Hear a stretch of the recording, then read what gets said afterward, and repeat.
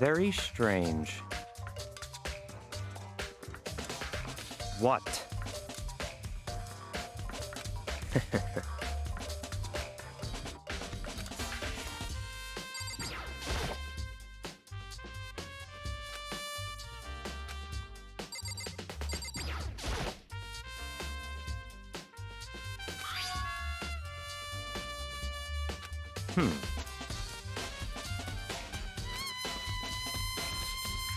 That's right.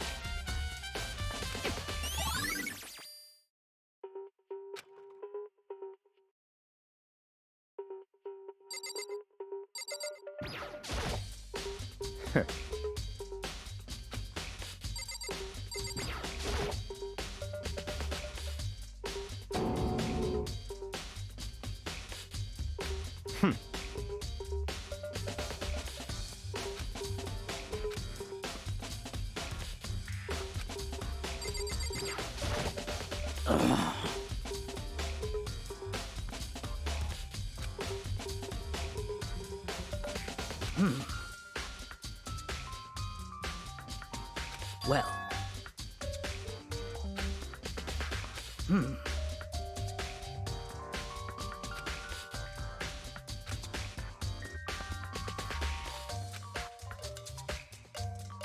Perhaps.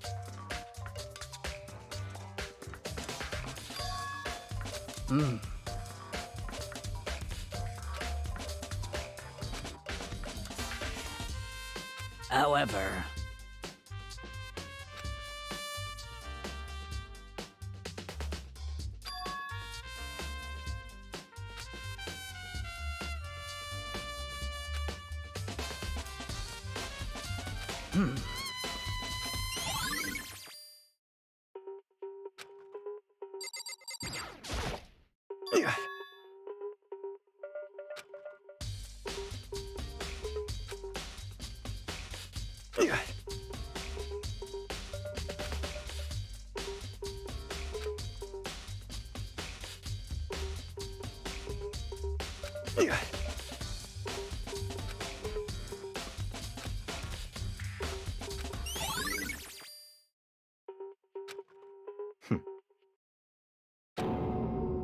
What? Let's go.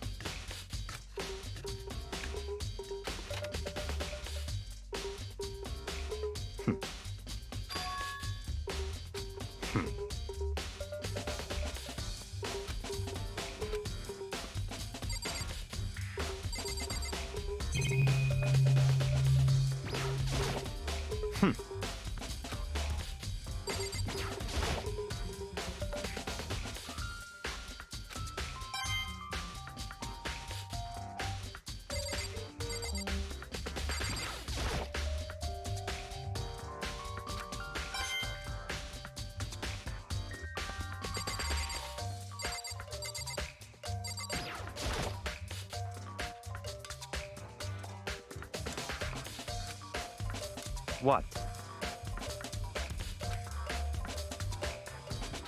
Did you call for me? That's right. You need something? Yep.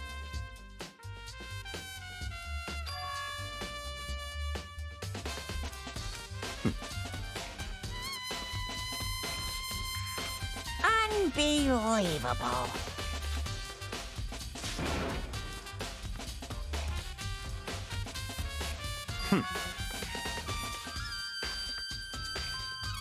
Of course.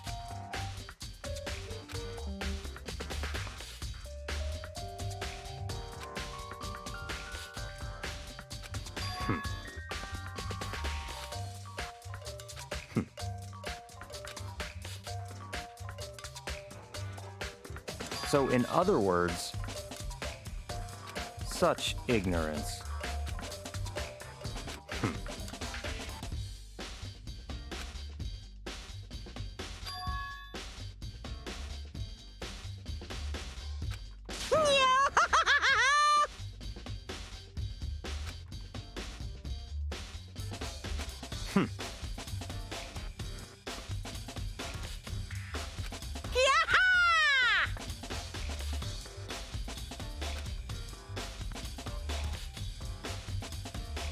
Yep.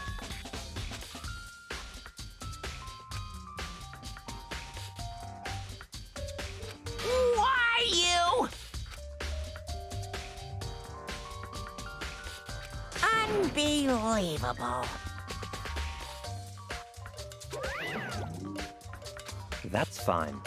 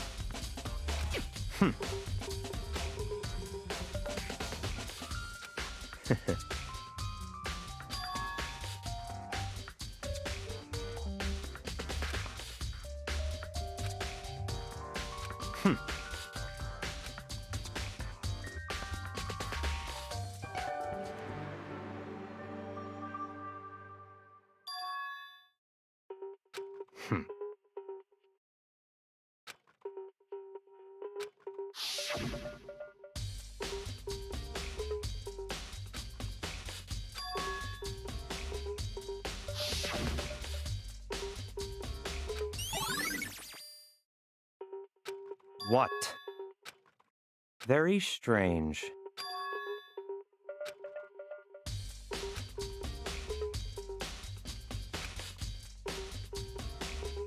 I see.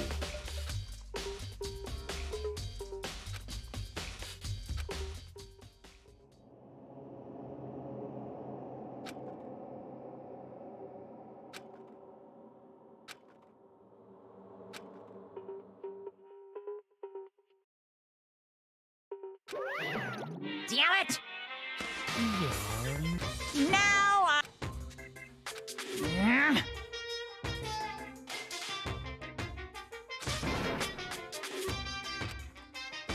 That's impossible!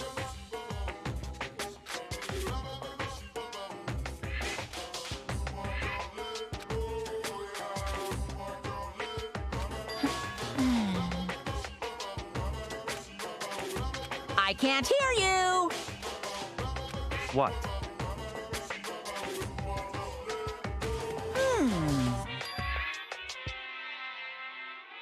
What?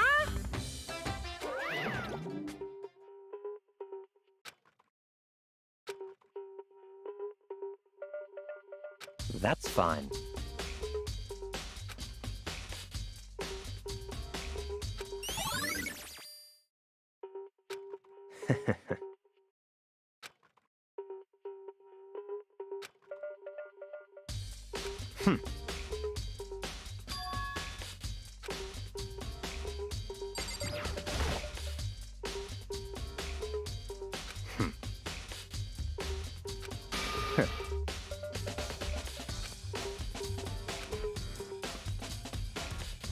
Don't make me repeat myself. What?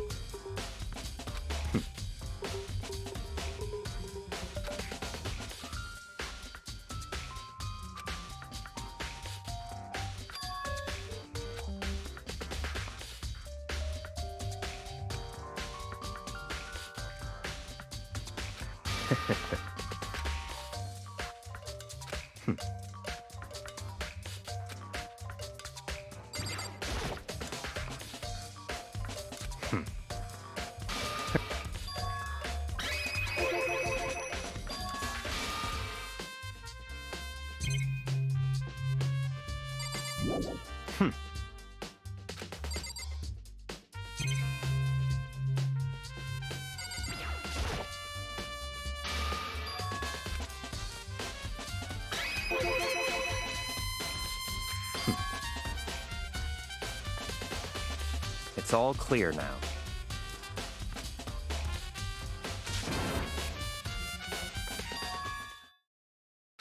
I don't have time to play with you. 'Cause, I mean...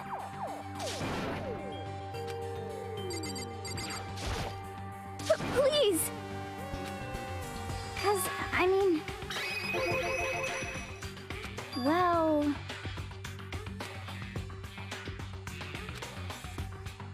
Very strange. Don't make me repeat myself. Yeah! Let's go.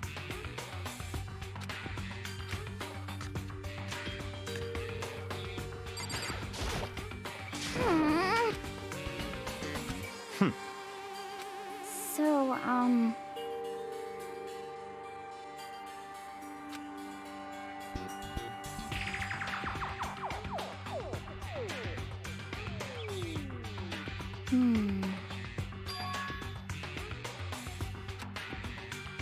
That's fine. So,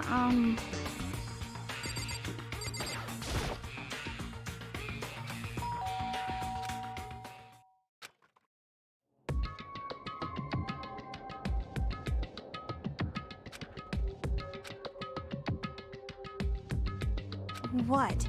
Oh, nothing. It's just that, Hina was really worried about you, holding yourself up in your room. Leave me alone. Yeah, sure thing. But, could you open up, just for a second?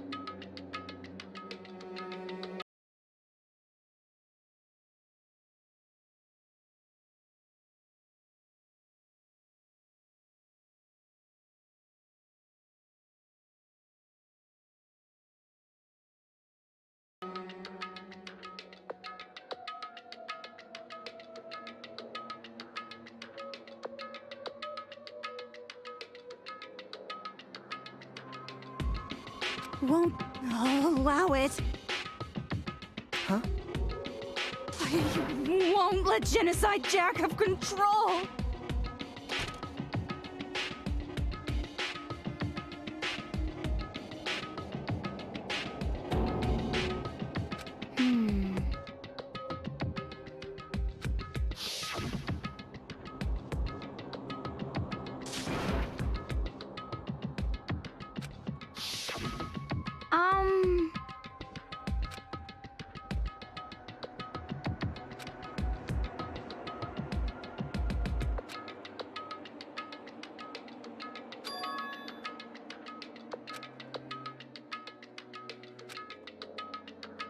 But...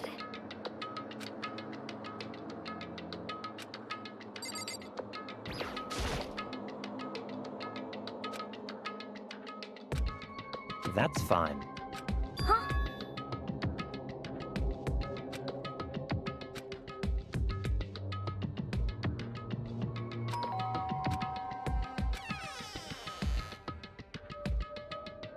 What do you want? It's Byakuya.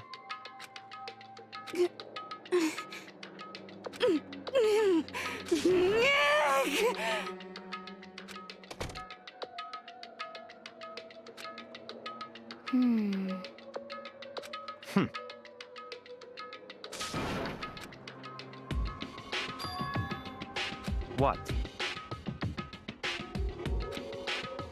Stop talking.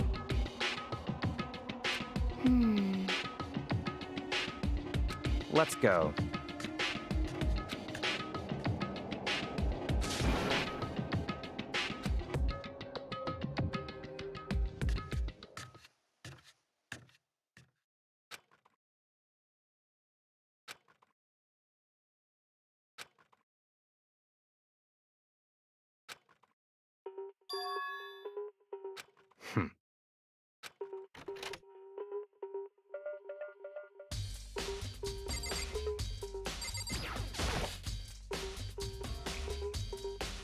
Don't make me repeat myself.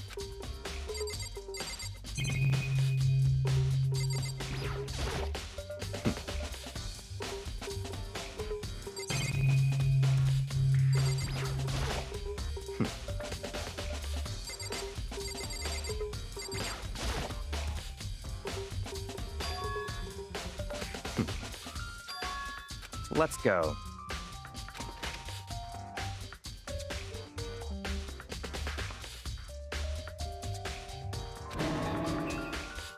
So, in other words,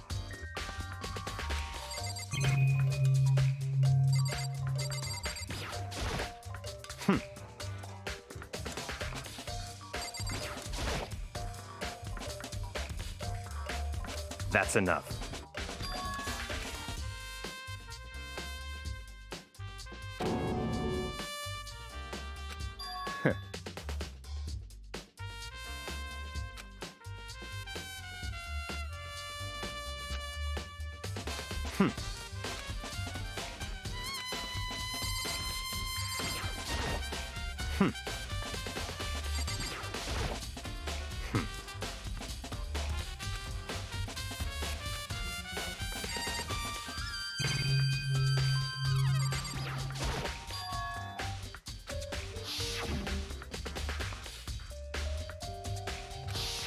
What?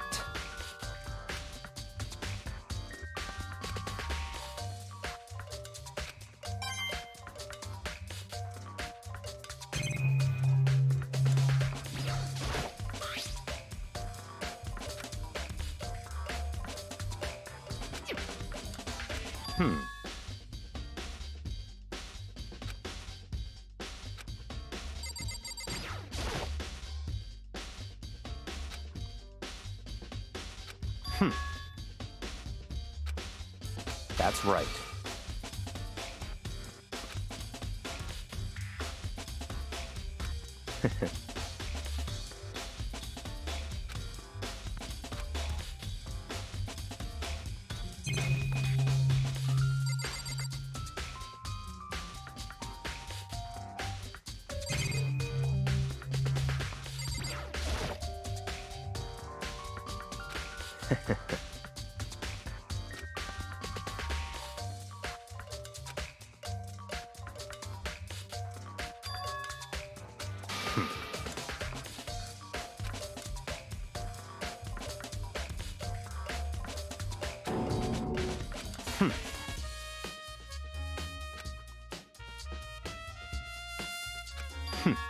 Interesting.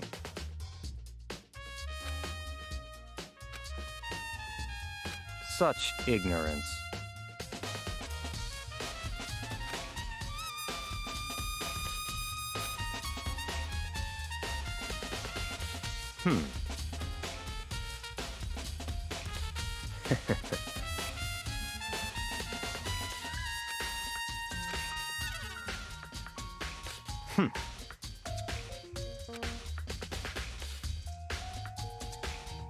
What?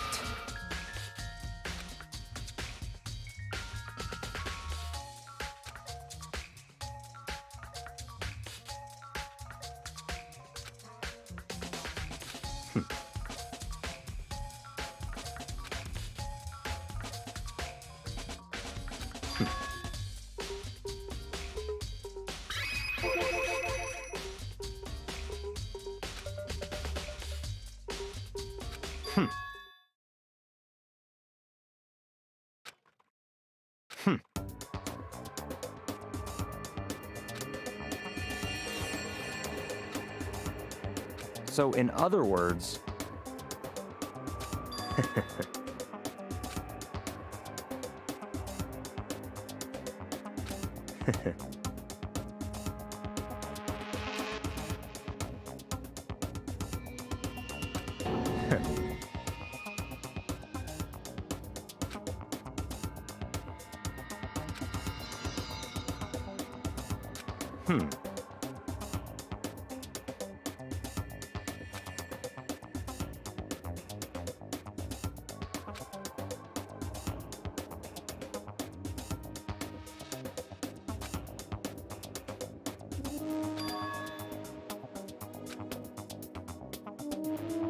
That's right.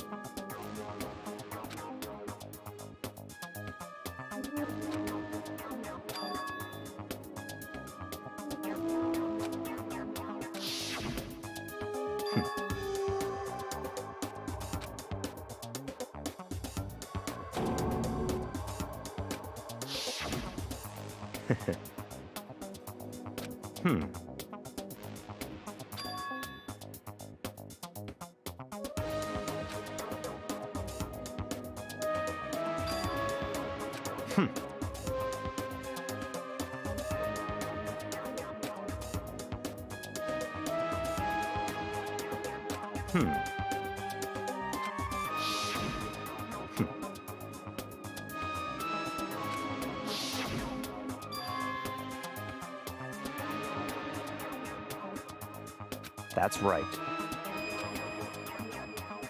So, in other words...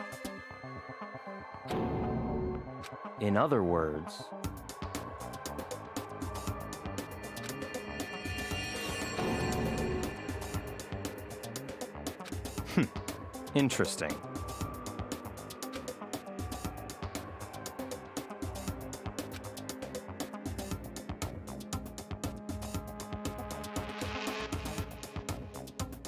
Such ignorance.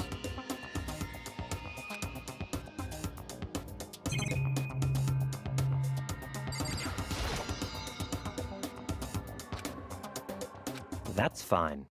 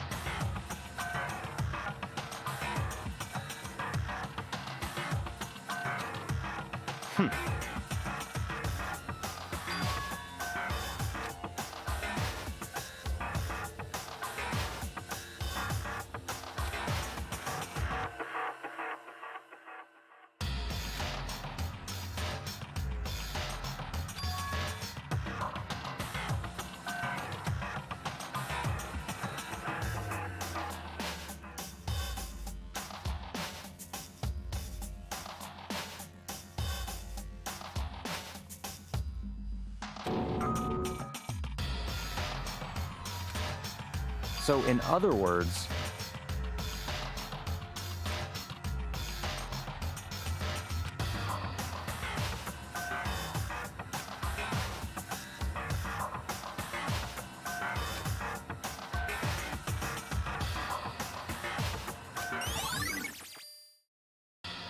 Let's go.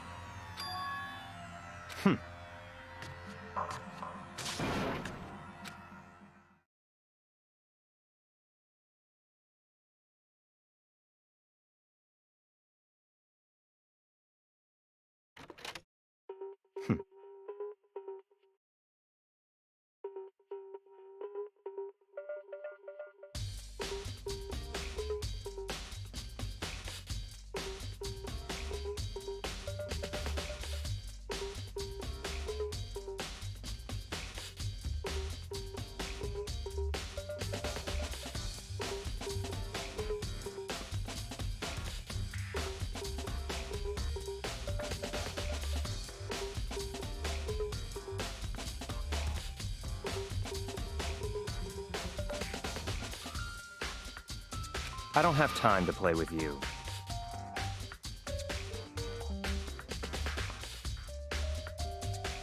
Goodbye.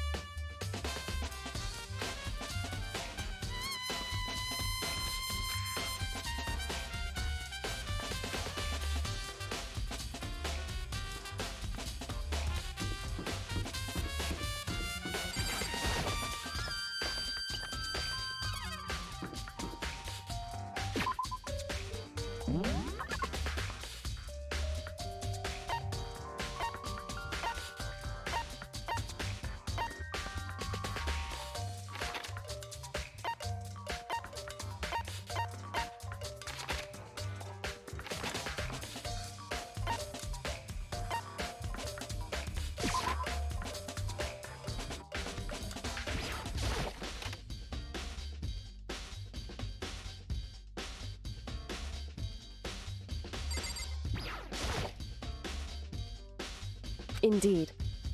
However... Well... So then...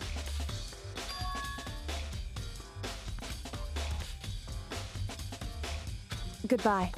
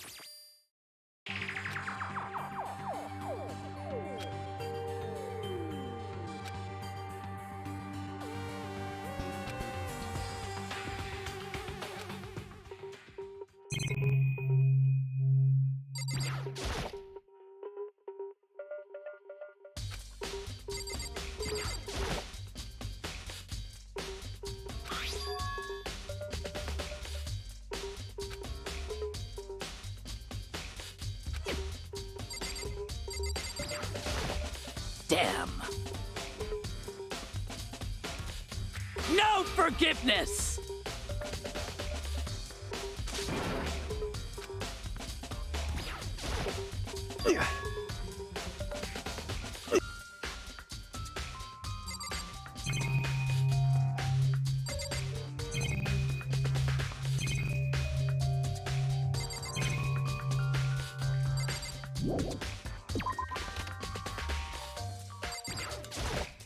Da da da da da! I feel as if... That's it. I'm sure of it.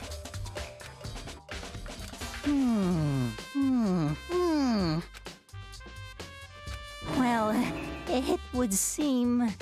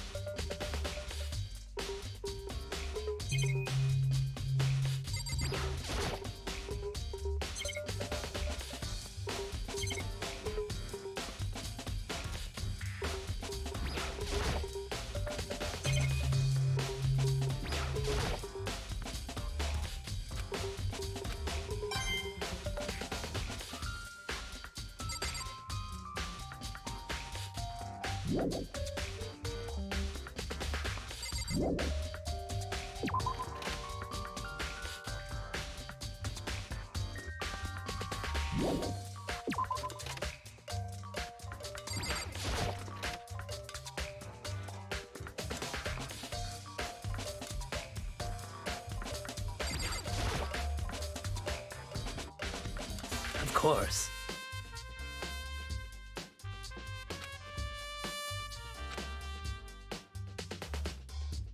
I'm sorry.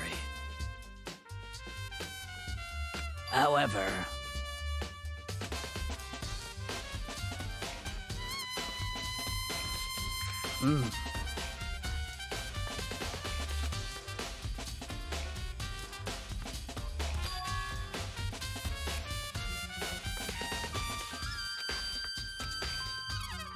Of course.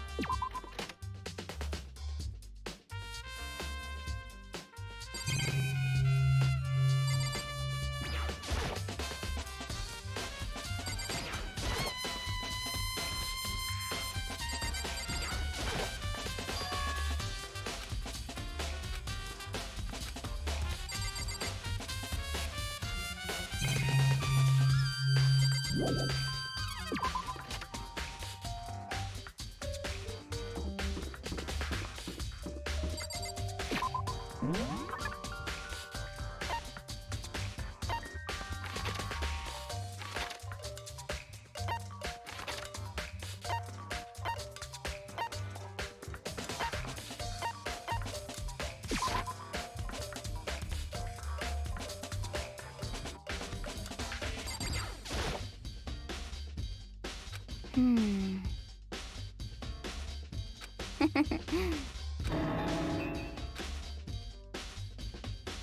Yeah!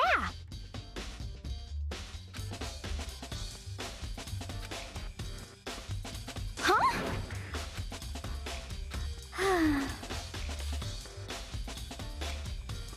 Hmm.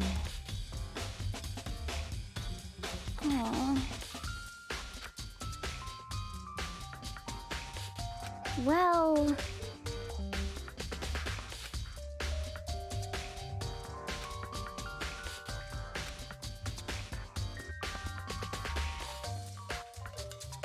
Yeah, totally.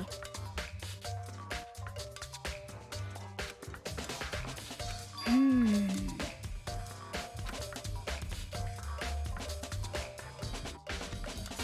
Ah!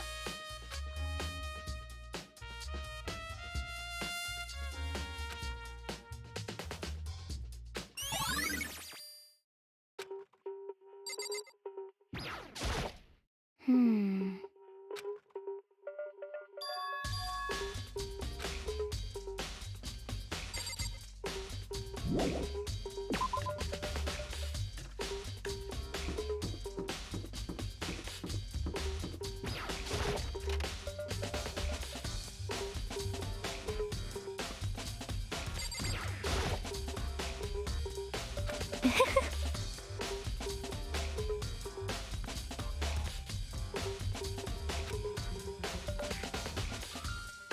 Most unfortunate.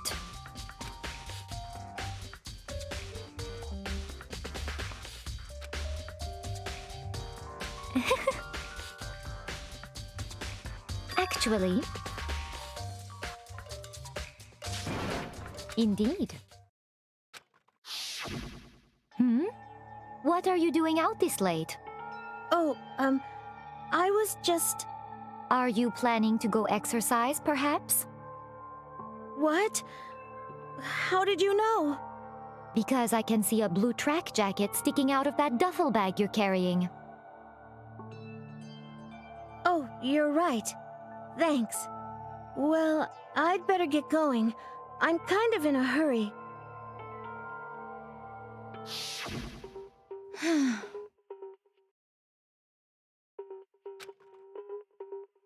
Yes, indeed.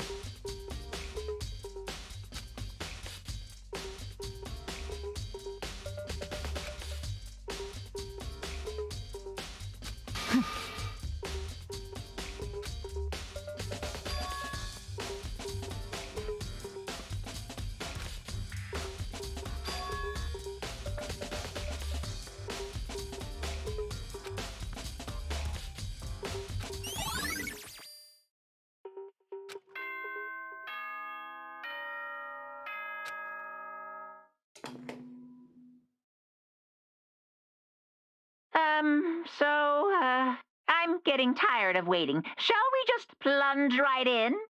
It's the moment you've all been waiting for! The class trial! You remember where to meet, right? Please go through the red door on the first floor of the school. See you soon!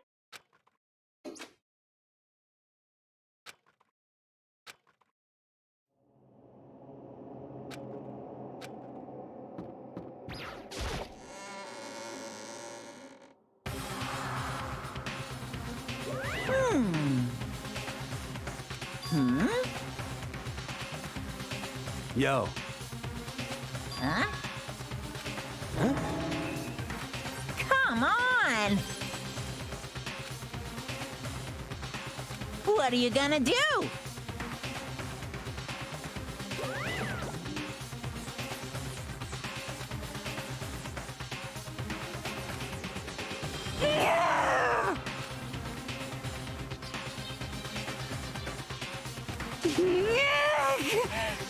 Phew!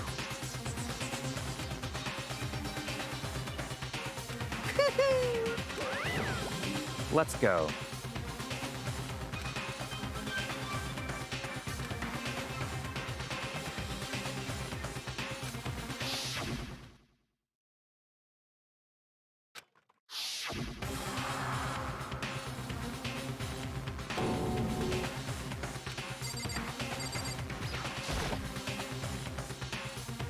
It's true.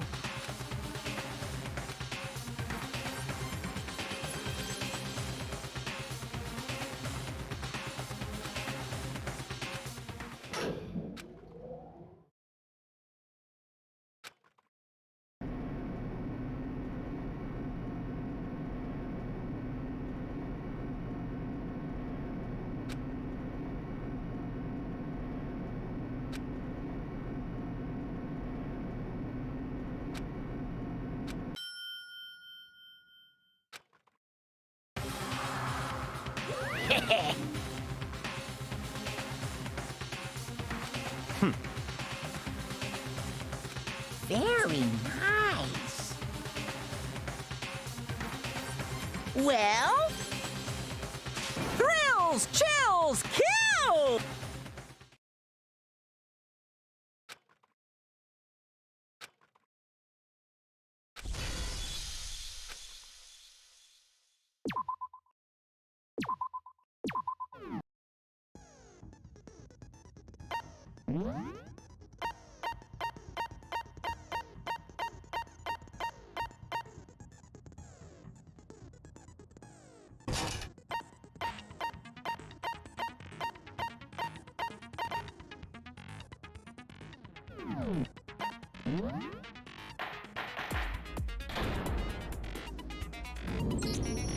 Let's begin with a basic explanation of the class trial. If you can figure out who did...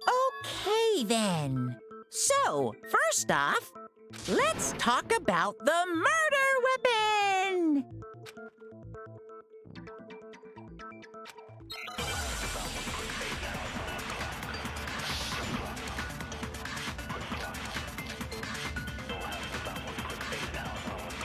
Chihiro's fatal injury. It appears it was a head wound. According to the Kuma file, the killer used a blunt instrument. But what kind of blunt instrument could it have been? I bet it was an iron pipe. No, that's wrong.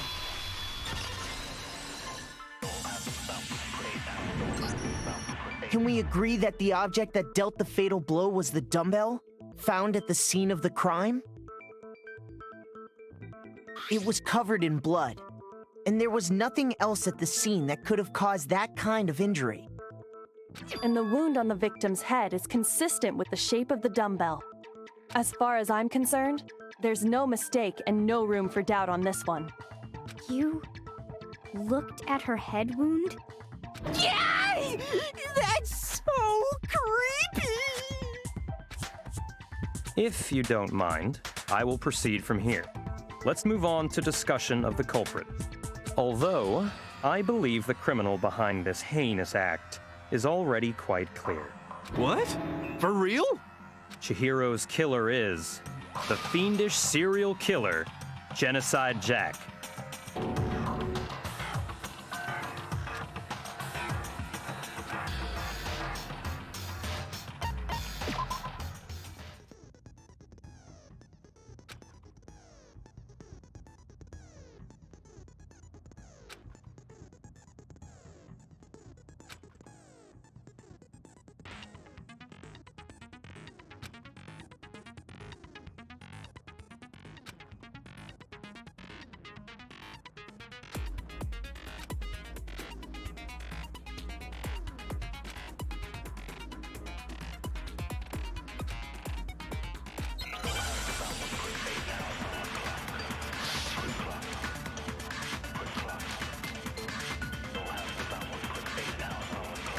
The culprit is Genocide Jack. I'm sure of it. Case closed, as far as I'm concerned. But that's impossible! Why? What makes it impossible? Well, I mean, come on! There's just no proof for it. No, that's wrong.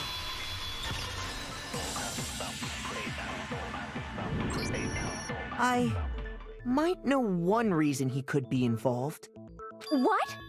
I found this file while I was looking around the archive in the library. I guess it's some kind of confidential file the police put together about the Genocide Jack case. What? That's kind of weird as shit, isn't it? What was something like that doing in the library? The why of it is probably more trouble than it's worth, so let's forget about that for now. More importantly, it outlines all the specifics of every Genocide Jack case in exceeding detail.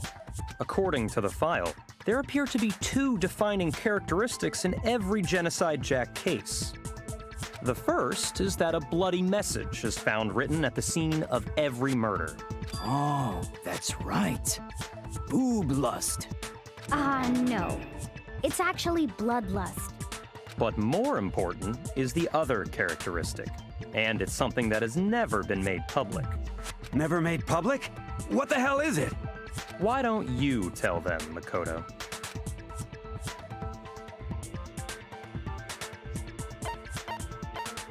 I got it! Apparently, in every Genocide Jack case, the killer suspends the body in a certain way. Other than the killer, the only people who know about this are the higher-ups in the police department. However, Chihiro was most definitely suspended in the same way. So, how did the culprit know about this when only high-level police officials were aware of it? There's only one logical answer I can think of. It's because the culprit in this case is the real Genocide Jack. No fucking way! You're saying Genocide Jack is one of us? Yes, in fact, it's Toko. What?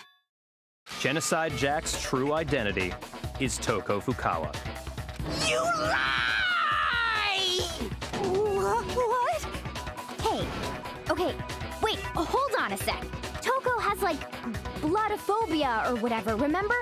What kind of serial killer is afraid of blood? Is Toko Genocide Jack? The answer is yes and no. Another riddle? Man, why has this gotta be so complicated?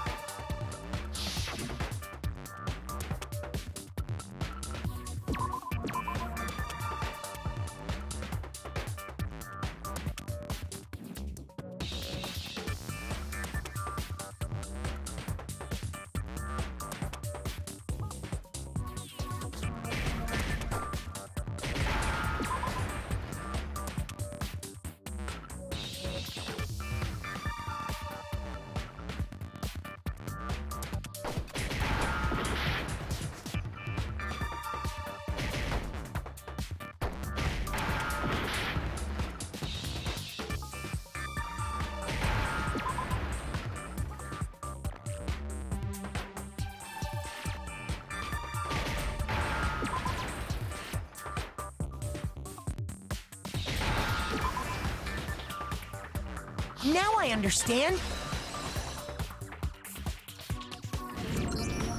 Is it because Genocide Jack has a split personality? Huh? I think I read that somewhere in the file, too. They thought that the suspect might have, what did they call it? Dissociative identity disorder. Oh, okay. But still, to go and say that about Miss Fukawa is... Perfectly acceptable. Toko's strange behavior after seeing the body is proof enough that she has a split personality.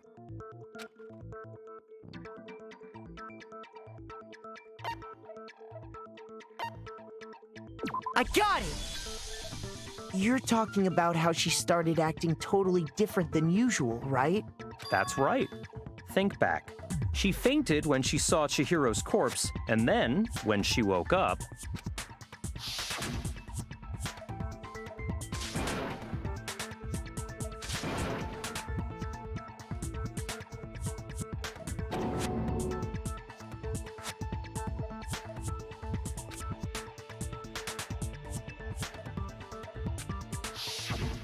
She was acting funny, that's for sure.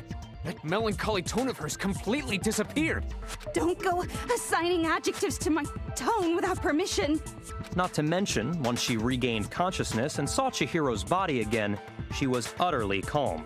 In other words, within her is one personality that can handle blood, and one that obviously can. So when Toko trapped herself in her room, it's because she was scared of Genocide Jack?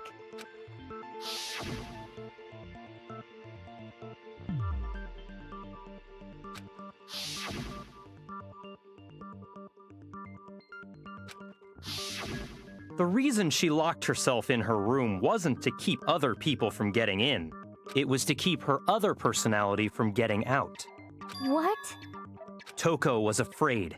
Afraid of the murderous fiend inside of her. Of killing even more people. How? Yeah. How can you know all this? I do believe you misunderstood her. What she's trying to say isn't, how can you know all this? No. What she wants to know is, how could you tell them? Huh? Last night, just before Monokuma gave his motive speech, Toko and I had a strange conversation. She told me a most interesting story. She said a murderous fiend lived within her, and she was afraid it could appear and attack at any time. And that trepidation is what's caused her to have such a bleak attitude. Isn't that right, Toko? This is all a lie. Right, Toko? You said you wouldn't tell anyone. What? You promised. I can't believe you lied. You have only yourself to blame. You came to me with your tragic little story. I didn't ask you to. This is the real world, not some romantic fantasy fairy tale. Besides, you broke your promise first. You said that as long as you were here, no matter what, you wouldn't let Genocide Jack kill anyone. But in spite of that promise,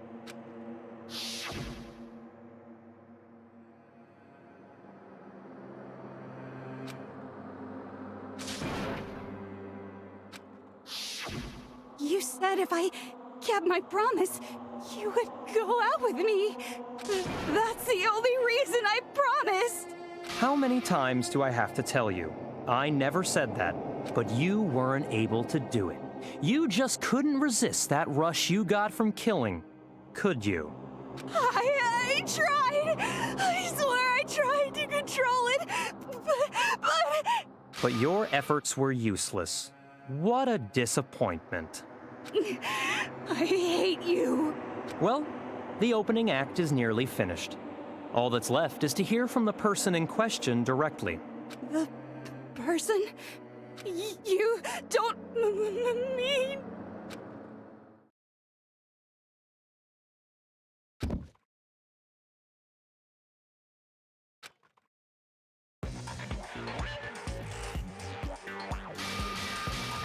Well, hello there! Is it me you were hoping to see? Yes! What the heck? So you figured it out, huh? Well, whatever. What are you gonna do? I'm the ultimate murderous fiend, Genocide Jack! Or better yet, let's go with Genocide Jill! What the fuck is this? Toko, what happened to you? Not Toko. That's a loser name. And what happened is a textbook split personality. So what if one of them happens to be a serial killer? You should turn a blind eye to one's faults. She's so intense. Like they say, sound in murderous mind, sound in murderous body. This one is so different from the one we've come to know. Yes, well, the world is composed of a front and a back, you know. Just like how every inning has a top and a bottom, or how in the depths of every truth lives a little lie. Behind every dark and gloomy soul lives another that shines as bright as the sun!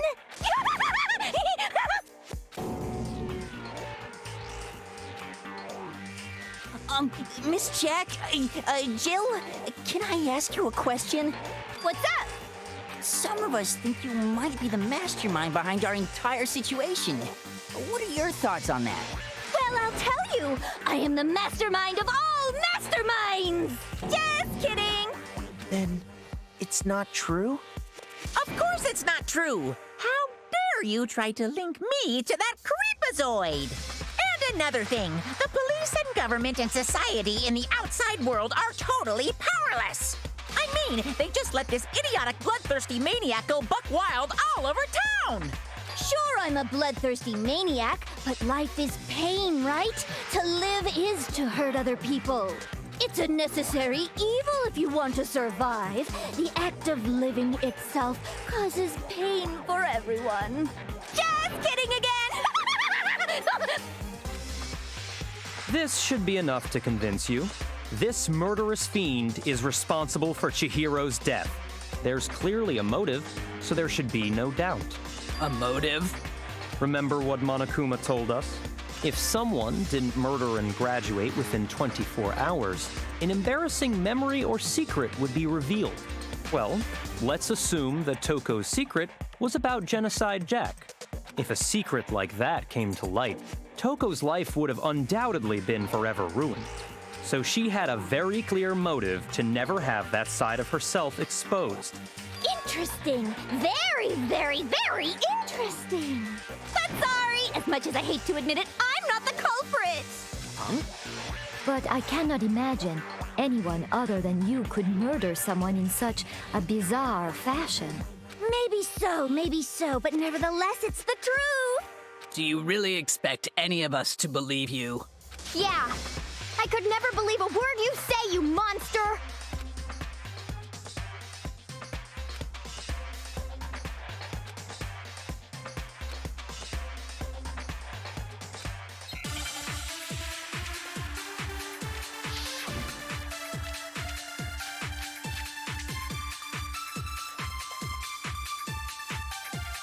Sorry, but I didn't kill anyone! You say that, but do you really expect any of us to believe it? Perhaps if you had an alibi, that would change things. Oh, an alibi, huh? Now we're talking! When you compare your past murders to this incident, the modus operandi matches completely. What more proof do we need? Give it up.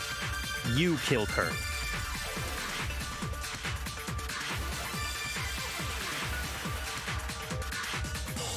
But I didn't kill anyone. You say that, but Perhaps if you had an alibi. when you compare your The modus operandi. No, that's wrong.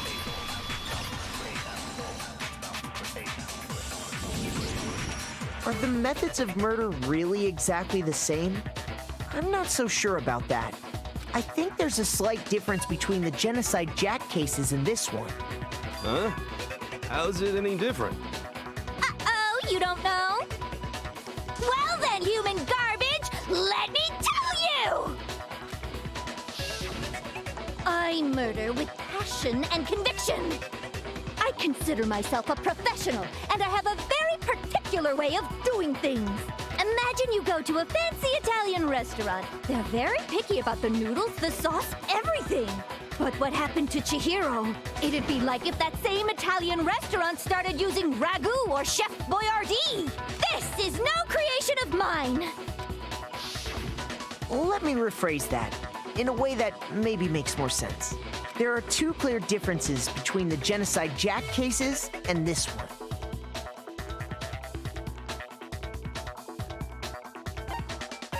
I got it! For one, the cause of death is different. In the Genocide Jack murders, all the victims were killed the same way. According to the case file, they were all apparently killed with a pair of scissors. But Chihiro died from a blow to the head, right? Ah, yes. That is remarkably different from the other murders. Wouldn't it be strange for someone who kills the same way without fail to suddenly change their method? And there's more.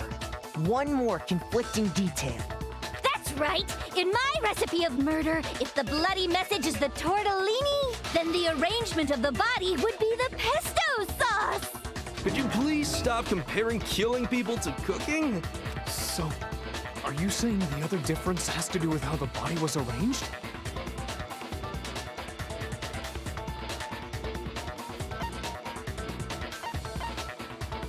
I got it! Do you remember what the killer used to suspend her? They used some kind of rope to hang her up by her wrists. What is your point? Well, in all the previous Genocide Jack cases, something else was used to suspend them. Specifically, pairs of razor-sharp scissors. And guess what? I used my own specially designed scissors for the murders and the arrangement. Like I said, I'm a professional, so naturally I'm very picky about the tools I use. And you know what else? Big Mac said there's 2 differences, but he's wrong. Big Mac? Are you referring to me? Listen up, Big Mac. There's actually one more difference. Huh? My word, you really didn't notice? Take a look at who the victims were in each Genocide Jack case. There's a pattern there, just waiting to be discovered. A pattern? Figure that out, and it'll be plain as death why I couldn't have possibly killed that little lolly girl.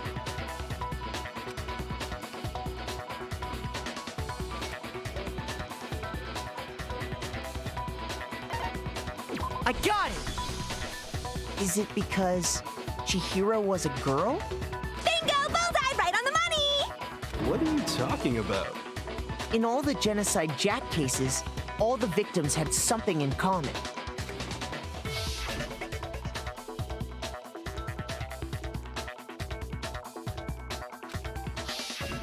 They were all guys? That's right! The people I kill with such passion and conviction are all adorable little men! I can't believe I said it! I'm so embarrassed! The hell is wrong with you? I can't help it! I'm just a full-throttle boy-on-boy fangirl, and the mopey side of me just hates it. But now I'm on the fast track to becoming a full-fledged fan madam! So since Chihiro was a girl and not an adorable little man, you wouldn't kill her? Would an Italian chef suddenly start making ramen just because they're both noodles? Don't be stupid. I have too much passion and conviction to cross that line. That's the absolute reality of the one and only. We get it. You've clearly explained your hobby and your philosophy. But that's not all there is to it. It's a different matter entirely, when you're forced to kill in order to survive. Quiet, lowly cur! Lowly cur? I would never kill for a reason as petty as mere survival. And if by some fluke I did kill to survive, why would I bother with the message and arrangement? It'd make me the obvious suspect! That does make some amount of sense. Plus, whatever reason I have for killing, I would never leave out my prized scissors. Who would go out of their way to use a big, stupid, heavy dumbbell? Maybe you used the dumbbell because you couldn't find any scissors in the school? Any scissors? I don't just use any scissors. I only use my own set of high-class envy of the entire world scissors! Okay, whatever. There still aren't any in the school. Are you sure about that?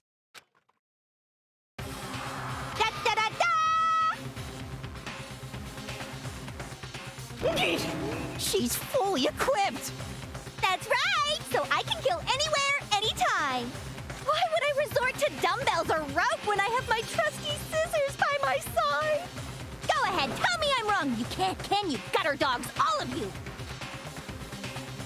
Not to mention, I have no clue how to tie a good knot. So rope's totally out of the question anyway! I have no idea what's going on anymore! Could such a heinous villain really be innocent? But the body really was suspended, right? And nobody but the police knew about that. Yeah. That's why we figured it had to be the real deal and not some copycat killer or whatever.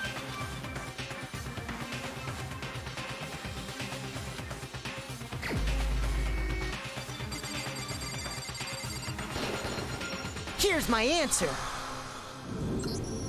Byakuya, it's possible you could have found out, isn't it? You'd have no problem gaining access to classified government documents or internal police records. Plus, you'd already looked through the Genocide Jack file before this all happened, hadn't you? Are you saying Mr. Togami did it? Then the reason he pushed the theory of Genocide Jack being the killer so hard was because he wanted to pin the crime on her. So, he rearranged the scene to disguise it and make it look like I put my stamp on it. The adorable glasses man was behind it all. Oh, I'm on fire! Well, Byakuya, what's your response? I see. So now the suspicion falls on me. Then I must ask, when would you say I began acting suspicious? Surely you must have an answer. Looking back and thinking about it now, the way you were acting right before we discovered the body was a little strange.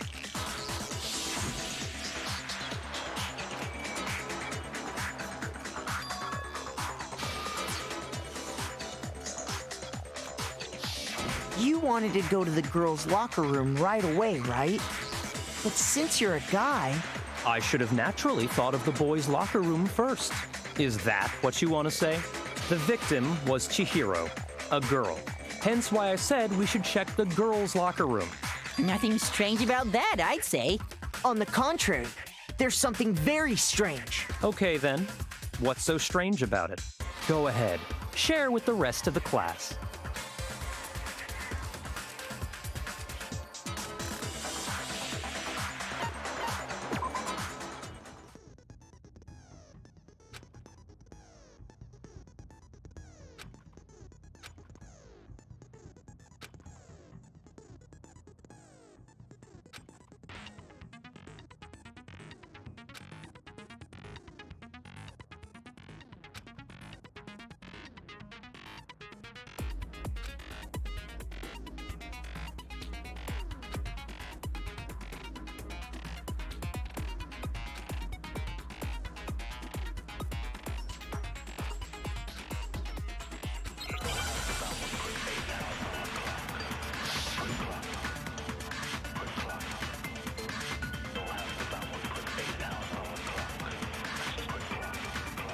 So, you said Byakuya was acting kind of weird before we found the body. But he was acting weird... how? If you're presented with the opportunity to check out the girls' locker room, You absolutely take it! That's a natural reaction for any guy! The victim was Chihiro, who was a girl. So of course I would suggest we check the girls' locker room first. There was no time for pointless distractions. What's so strange about that? I wish you'd taken me with you.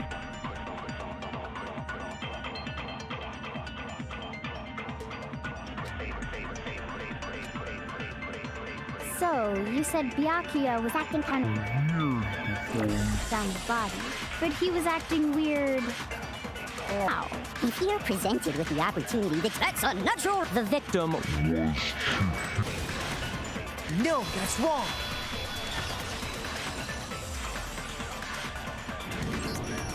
I'll tell you what's so strange about that.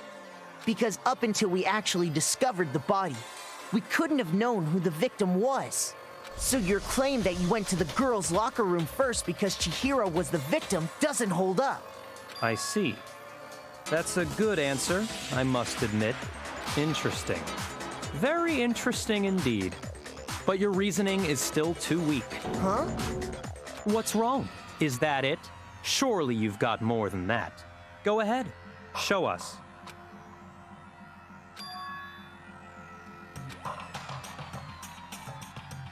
What's the matter? You're not finished already, are you? There must be more to it. There is. I think.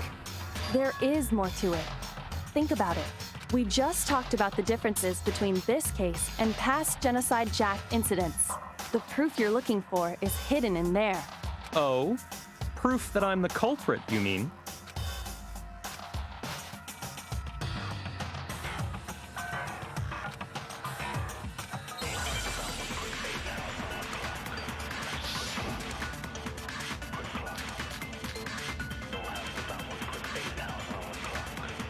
What? The difference between the cases? You want me to explain it again? When I want to kill, I use my very own special scissors. And I use those same scissors to arrange the body. But Chihiro was suspended with... It was some kind of rope. Was it not? That's right! It absolutely was! then there must be something very fishy indeed about that rope. Hey, Byakuya, where'd you get it from, huh? I'd never seen that rope before in my life. No, that's wrong.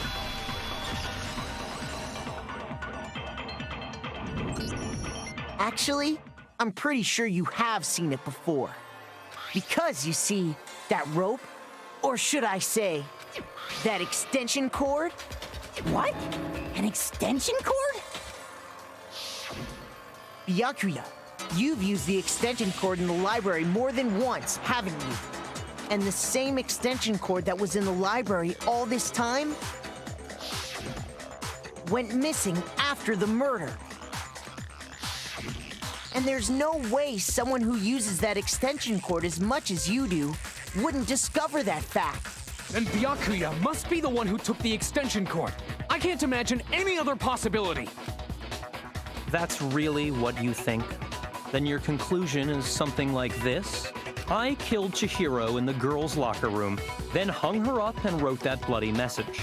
I intentionally made it look like Genocide Jack was behind it. Is that about right?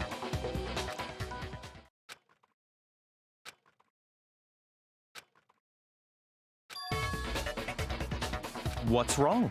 I asked you if you think that's what happened. Hell yes, that's what happened. So that's it, right? Byakuya's the killer. I don't disagree with not disagreeing. He kept calling this a game, right? So he'd be totally willing to do something like this to win. Sorry, but could we hold on just a second? I think we need to talk about this a little more. Huh? Do we really need to? We've already decided who did it. I know, but still, there's something that's still bothering me. Is that right? And what, pray tell, is still bothering you? I killed her in the girls' locker room, then disguised my crime.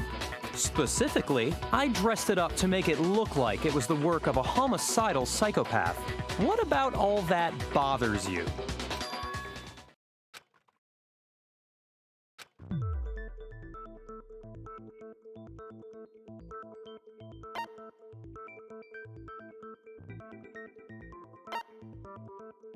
I got it!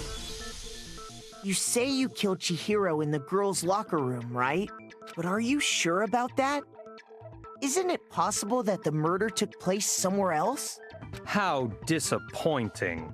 What kind of question is that? Even in the world of disappointments, this is a true letdown. She was found dead in the girls' locker room. There is absolutely no question about that. How could the scene of the crime have been anywhere else? Well, I think it's entirely possible that she was killed somewhere else, then carried there later, along with the rest of the murder scene. The rest of the murder scene? That was awfully specific. Please tell me you have a reason for saying all of that. I believe I do.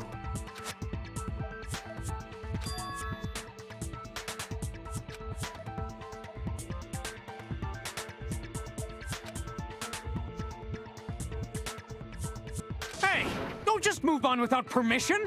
What do you mean she was killed somewhere else?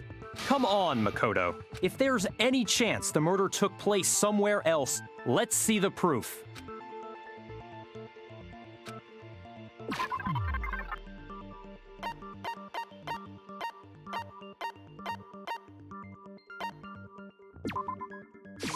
I got it! The proof that she was killed somewhere else is the poster that's hanging in each locker room. Your proof is some posters? The poster in the girls' locker room was a picture of a big-boobed supermodel. But don't you think that's kind of strange? Why would the girls' locker room have a poster like that? I bet those massive jugs of hers were totally fake! Meanwhile, the boys' locker room had a poster of the super popular boy band Tornado. Again, that doesn't really seem to belong in a boys' locker room. So you're saying that maybe the posters were switched?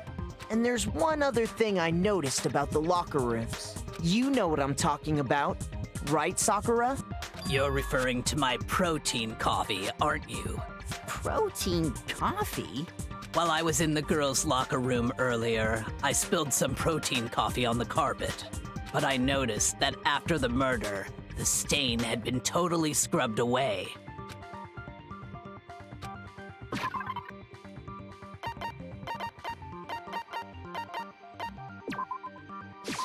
I got it! The stain on the girls' locker room carpet wasn't scrubbed away. In fact, I found it on the boys' locker room carpet. That's definitely the stain from my protein coffee. Then, does that mean that the carpets were switched too? But why would anyone do that? To move the murder scene from one locker room to the other. It's certainly plausible, don't you think? What?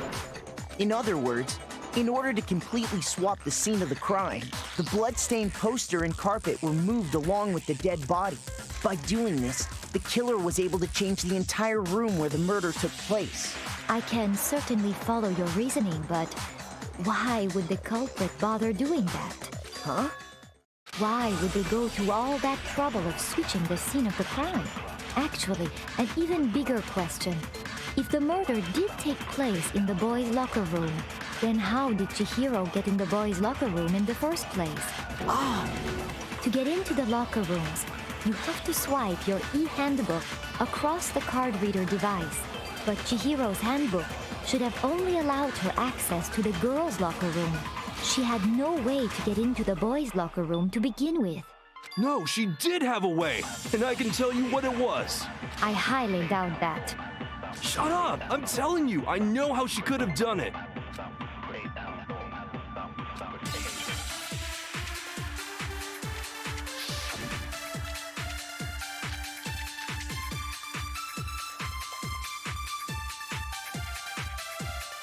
Is it really possible?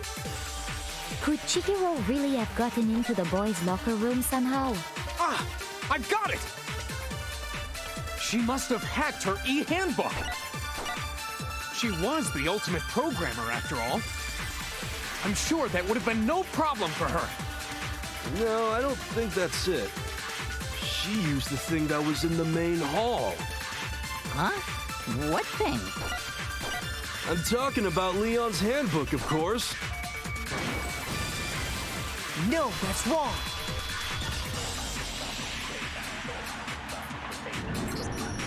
No, I don't think Chihiro used Leon's handbook.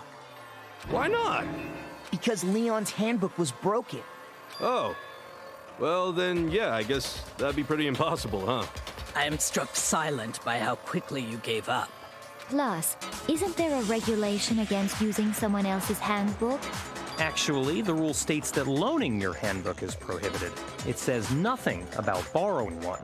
In other words, you could borrow a dead person's handbook all you want, and you'd be safe. Yup, yup, yup! Hit the nail square on the noggin! Of course, if it were broken, that wouldn't make any sense anyway. So then, she must have hacked hers, like I said. She used her ultimate programmer skills and... Psst! You can't fix an e-handbook. The instant you open one up, a security buzzer starts blaring. So, if she didn't use Leon's handbook, and she didn't modify her own handbook... Maybe Mr. Naegi's initial assumption is just wrong? It seems like there's no way she could have got into the boys' locker room. So I guess so. Okay then, I vote for Byakuya.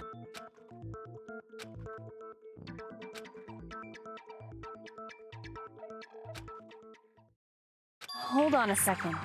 I agree with you, though. I think you're on the right track. What the? You finally decide to open your mouth and that's what you've got to say? There's no way she could get in the boys' locker room, right? So... Why are you so sure she couldn't get in? There's still one other way she could have gained access. What? What are you talking about? What other way is there? Well, to explain that, why don't we take a little break from the trial? I'd like you all to come see something. Wait! Just what do you think you're doing? Don't worry. This'll make the whole trial more exciting. I'm sure that thought must please you. Huh? It'll make things more exciting? Well, all right then. I declare an official class trial recess. Huh? For real? Now then, what is it you want to show us? It better not be boring or I'll be very unhappy. Oh, I have no doubt it'll meet your lofty expectations. So, shall we go?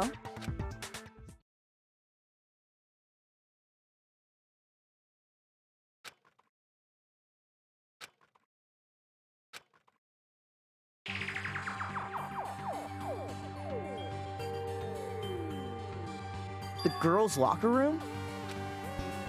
We've already searched this place top to bottom. What are you trying to pull, Missy? I'd like you to examine the victim's body one more time. Be sure to examine the entire body very carefully. Examine her carefully? Like using our hands? No way, no way, no way, no way, no way! It's probably best if I don't run my hands all over a girl's dead body.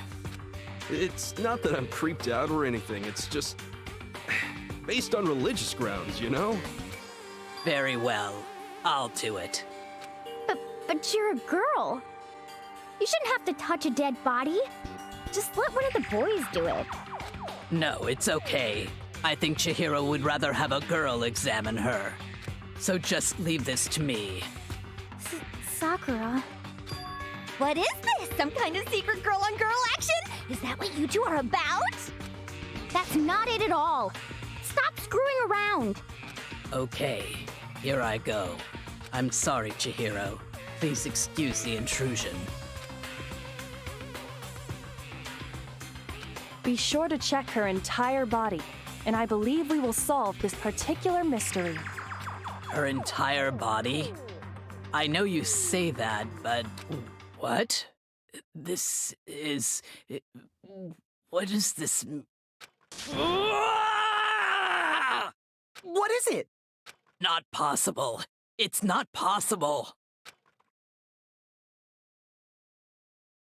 This girl is what? Is a boy. Ah, I see. So she was actually a he. Interesting. Thank you for confirming this fact. What? You're joking, right? I wouldn't joke about this. Then it's really true? Chihiro was a guy? Oh, what? You guys didn't know? Heck, I knew that right off the bat. Chihiro Fujisaki was totally a guy. Then he was a cross-dresser? Oh, I'm really on fire! I wish I had killed him! So that's what Kyoko wanted to show everyone, huh? Interesting. Yes, that certainly does make things much more exciting.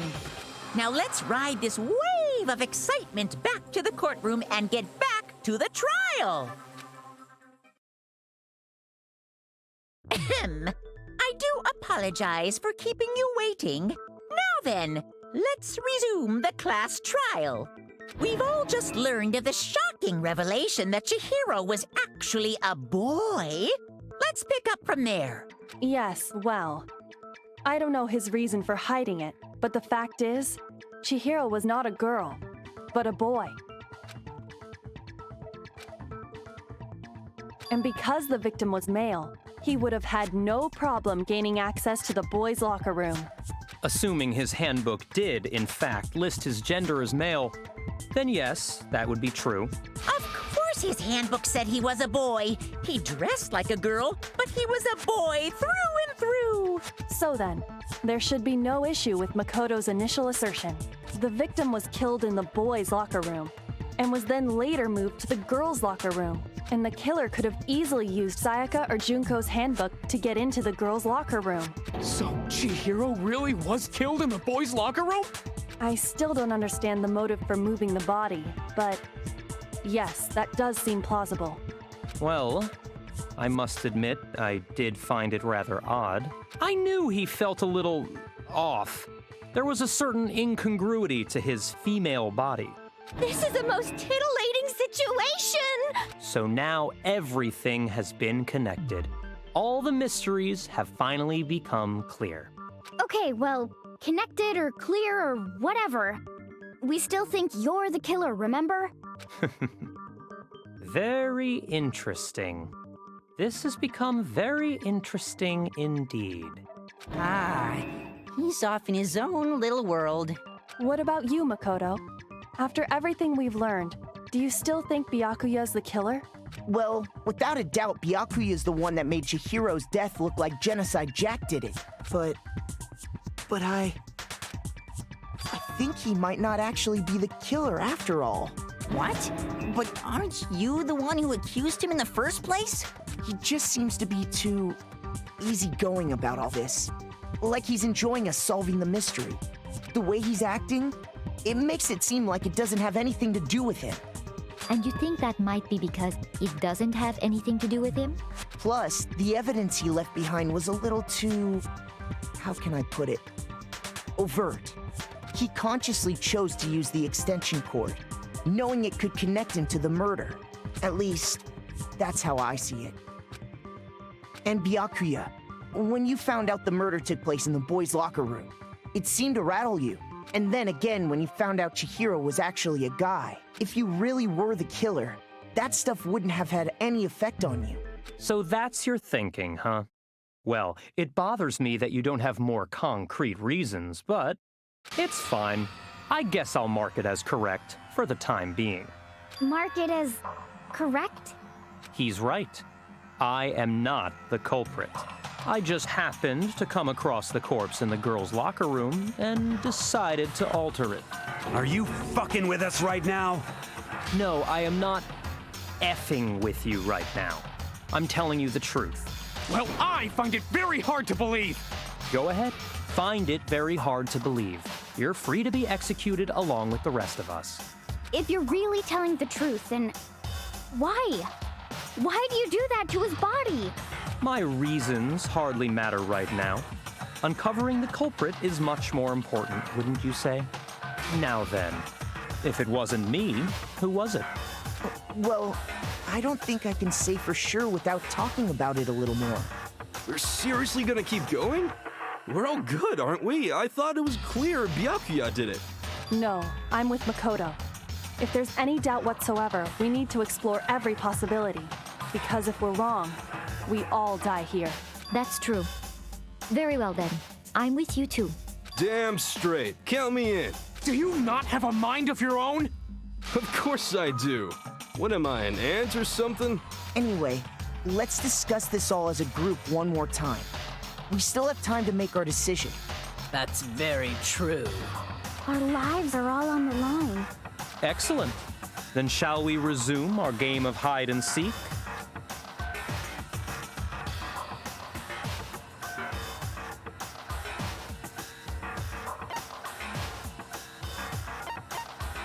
I got it!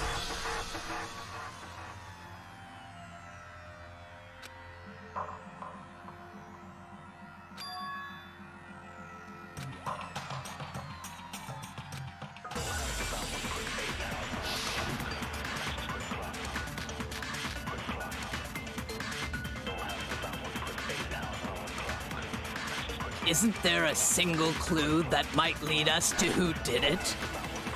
Well, clues are one thing, but did nobody get a look at the killer?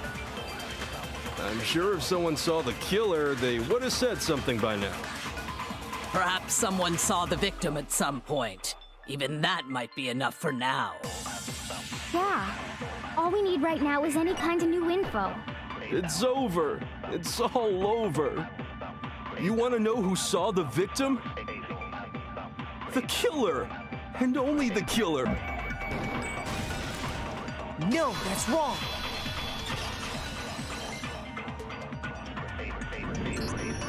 I believe someone else did see the victim before he was murdered. What do you think, Celeste? Now that you mention it, yes, I did see him.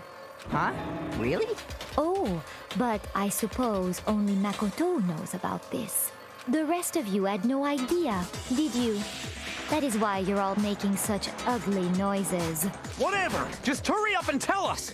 It was last night, right before nighttime. I saw Chihiro in the dormitory warehouse. I saw him stuffing a track jacket into a duffel bag. And then, I assume, he headed off to exercise. A track jacket and a duffel bag? But we didn't find anything like that at the murder scene. It seems likely that the culprit destroyed them to get rid of any evidence. And that is when he said something that struck me as rather odd.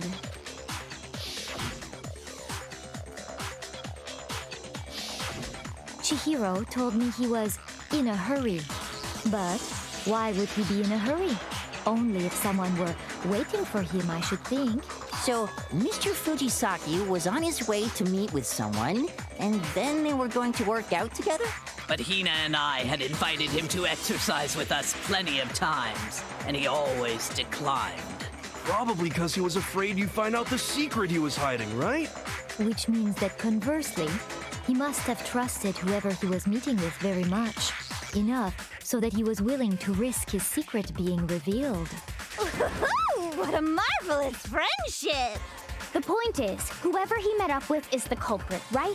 So we just gotta figure out who it was. But knowing what we know, I can't even guess. No, you already have what you need to make the connection. Huh? You know who the killer is. Seriously? Who is it? Who's the killer? Think back to the track jacket and duffel bag the killer disposed of. Focus on the details of these items, and it should become obvious who was waiting for him. Are you sure about that? You really think we can figure out who did it based on 2 pieces of evidence that we don't have? What? You want to track down some fingerprints or something? Even if we had the equipment for that, we wouldn't know how to use it. As was noted, the evidence is already gone. There's nothing to get fingerprints from. Maybe, but we can make certain inferences if we just take the time to talk it out. Easy for you to say, but fine. Celeste, did you notice anything special about the bag or jacket? The bag was just a normal duffel bag from the warehouse. All the bags in there are the same, so I can't imagine what would make that one special. Well, if I remember right, there was a decent variety of tracksuits to choose from. Do you think there might be some connection between the culprit and Chihiro's jacket? Perhaps. Let's explore that and talk a bit more about the jacket he took.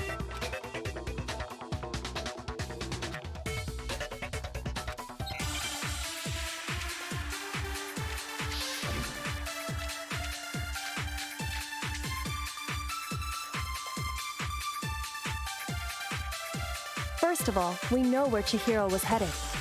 He was on his way to go exercise. So next we have to ask, why did he choose the specific tracksuit that he did? What do you mean, the specific tracksuit? I got it! He picked that tracksuit because it matched the one the culprit was wearing. So, what you're saying is, the killer was wearing the same blue tracksuit as him? My tracksuit is black. I don't even have a tracksuit. 'Cause exercising sucks. I have a white tracksuit personally. I got it from the warehouse, if you must know. Did any of that really help us get any closer to figuring out who the culprit is? No way. Not a chance. You heard him, right? What he just said without even realizing it?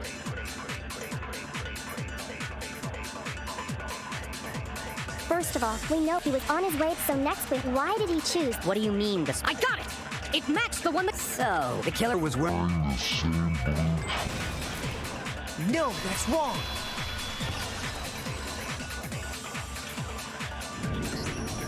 Hold on a second, Mondo. What did you just say? Huh? What'd I say? When Celeste testified a few minutes ago, she said...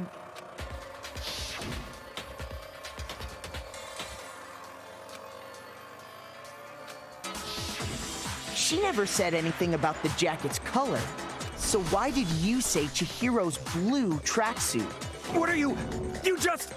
Hey, Celeste, what color was Chihiro's tracksuit? As a matter of fact, it was blue. And before we began the trial, did you tell anyone that? The only one I told about any of this was you. Then, Mondo, how did you know what color Chihiro's tracksuit was? Because I'm sure he saw the clothes at some point in the investigation. No, that can't be it. The bag and clothes were surely disposed of by the time we began our investigation. Then the only reason he could have known what color the tracksuit was is if he saw Cherry with it before he died. That's the only possibility. Cherry? Are you talking about Chihiro? So, how about it? Did you see the tracksuit or didn't you? Just by chance. I just happened to see it last night. He walked past me, and he was carrying the tracksuit in his hands. No, that can't be it either. According to Celeste's testimony,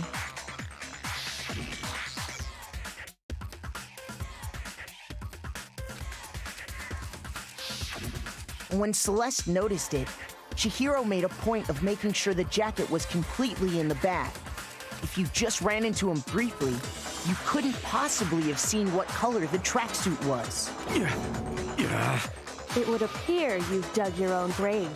Perhaps. But you handed him the shovel, didn't you? That's why you said what you did. Focus on the tracksuit and it'll be obvious who he met with? What a bunch of nonsense. Ah, now I understand. It was all one big bluff, wasn't it? Your true intention was to draw a slip of the tongue from the culprit. That's why you said you knew who did it, to put them on edge. That's right. However, Mondo was my target all along. I had my suspicions about him from the very beginning. But why? What made you so suspicious? That's a good question.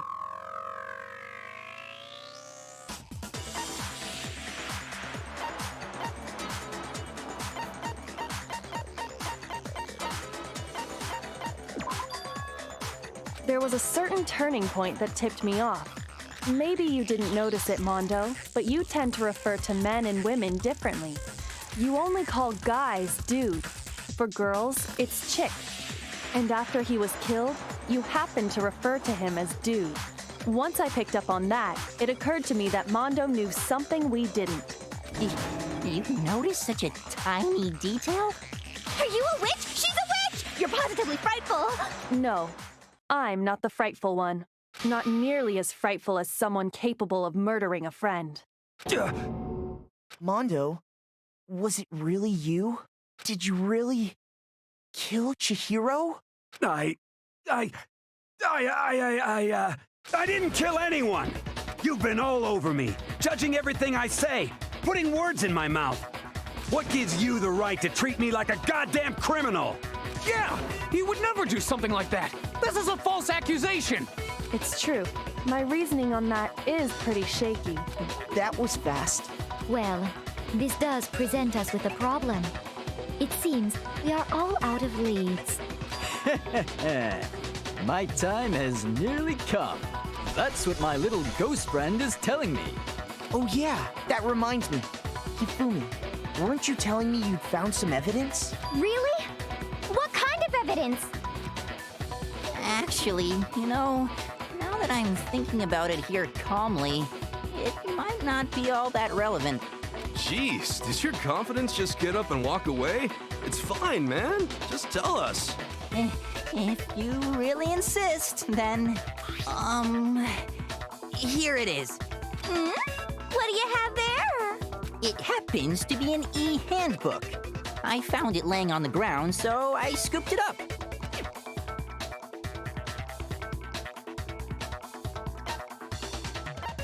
I got it!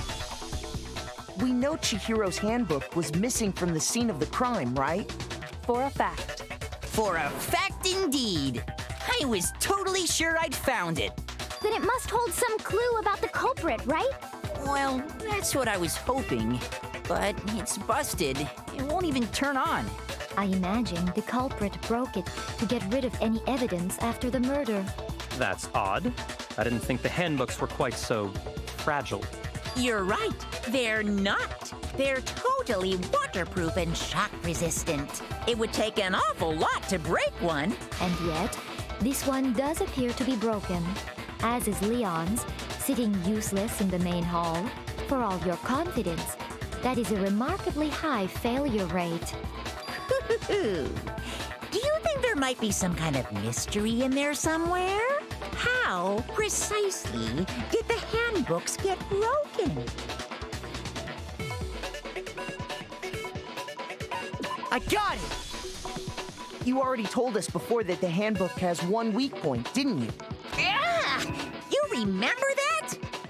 Sure, maybe I let that slip, but I never told anyone what the weak point actually was. But if the handbook is supposed to never break, and two of them broke in quick succession, then we can only assume that someone's figured out its weakness. You know what the weakness is, right, Monokuma? So, what is it? Huh? You're asking me? I think it's a necessary piece of information if you want this to be a fair trial. But if I tell you, and someone else decides to copy it, that would be very not good. Just tell us already. Why would we want to break our own handbooks? Oh well, I have a weakness for pushy demands. But you're sure you won't follow their example? Then allow me to make a special announcement. The weak point of my cutting-edge e-handbook is... when it's exposed to high temperatures for too long, it will suffer a meltdown and totally break! I flippin' knew it! You knew it? Yeah, because I found the handbook laying on the floor of the sauna. The temperature in the sauna can reach over 200 degrees. Strange how you don't get burnt, huh? It's because as your sweat evaporates, it creates a cooling layer of air around your skin. If the hot air of the sauna were somehow pushed directly onto your skin, you'd definitely get fried. That layer of air would get blown away. That's why you may feel a burning when you move around. So when you're in a sauna, make sure to keep nice and still. Wow, interesting. I learned one new fact today. That is a mere trifling speck of knowledge. Anyway, if you found the victim's handbook in the sauna, then the killer must have been purposely trying to raise its temperature in order to break it. Meaning the culprit somehow knew its weakness. But how'd they find out? Monokuma said he didn't tell anyone, right? Indeed. Quite the mystery. What if they found out by accident? What do you mean by accident? What if the killer took their own handbook into the sauna, not knowing its weakness, and it broke? They'd realize it was broken, of course, and it wouldn't be hard to figure out why. And once they had Chihiro's handbook, they knew they had an easy way to dispose of it. I won't say it's not possible, but who would have done something like that? I don't know of anyone who took their handbook into the sauna. I might know someone who did. Whoa, seriously? I think the one who may have taken their handbook into the sauna was...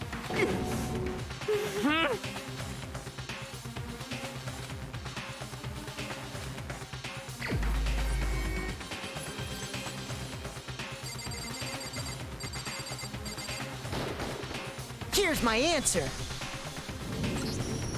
Mondo, your handbook got broken in the sauna, didn't it? What? Why? Why do you keep accusing him? Mondo and Taka had an endurance contest in the sauna not too long ago, remember? And for the contest, Mondo just so happened to keep his school uniform on. But little did he realize, he'd also left his handbook in one of his uniform pockets. And when it was all over, Mondo discovered that taking your handbook into the sauna could easily destroy it. No, wait, hold on. You've got it all wrong. He would never kill. I don't accept this. Show me the proof. The actual solid proof.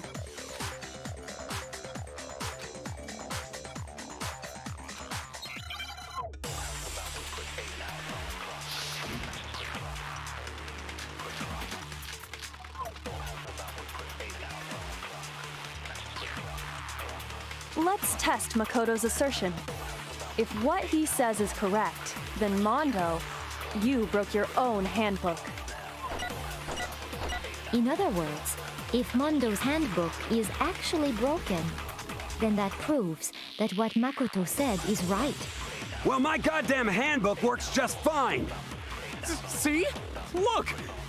Makoto was wrong after all! Mondo wouldn't hurt a fly!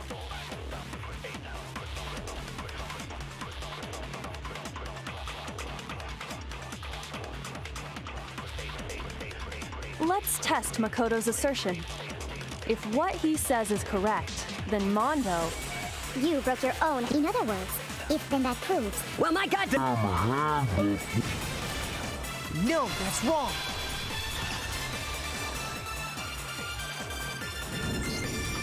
Mondo, the handbook you have right now, is it really yours? The fuck is that supposed to mean? The broken handbook that was in the main hall, isn't that one actually yours? What the heck are you talking about? What I mean is, I think Mondo swapped his handbook out for one that actually works. I think he took Leon's handbook and replaced it with his own. After all, Monokuma said himself that Leon's handbook never should have broken. That's right! The punishment it suffered wasn't nearly enough to destroy it. So then, the broken handbook in the main hall is actually Mondo's, which would mean that the handbook Mondo has right now is actually Leon's, yes? But doesn't that violate the school regulation that says loaning out your handbook is prohibited? Well, here's how I look at it.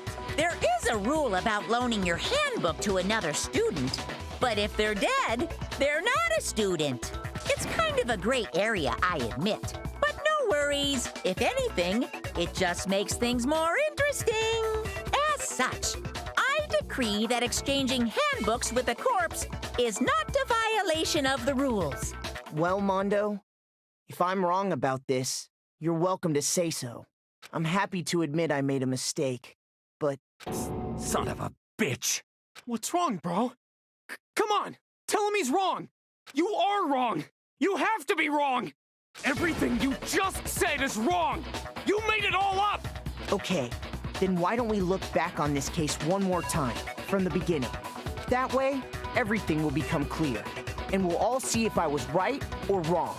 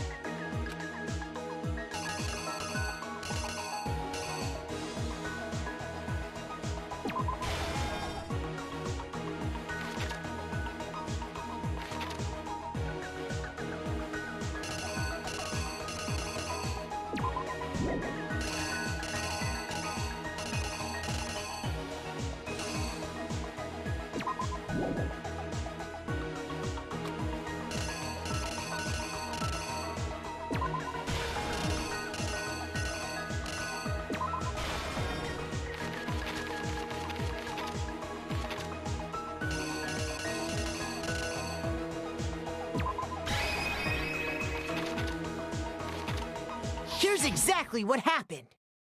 First, let's take a look back to before the incident.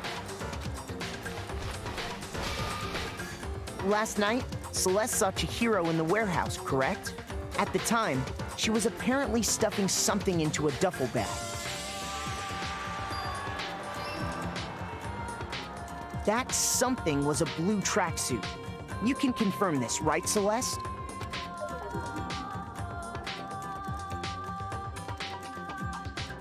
With bag in hand, Chihiro headed out, even though it was officially nighttime.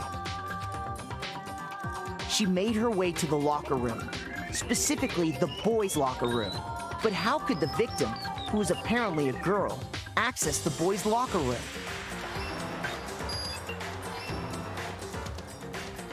Simple, because she was really a he, which is why he was able to use his own e-handbook to gain entrance to the boys' locker room. Once inside, he met with someone there. And the person he met was the one who killed him.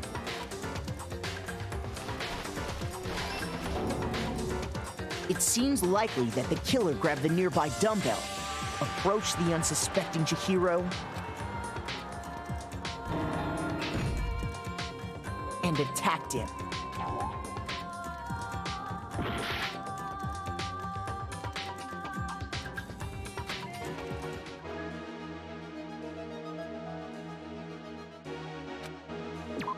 The killer is you! And attacked him. And that's where the bloodstains on the poster and carpeting in the boys' locker room came from.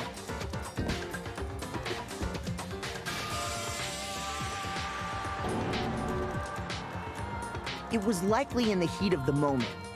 The body was arranged, but the murder itself felt unplanned.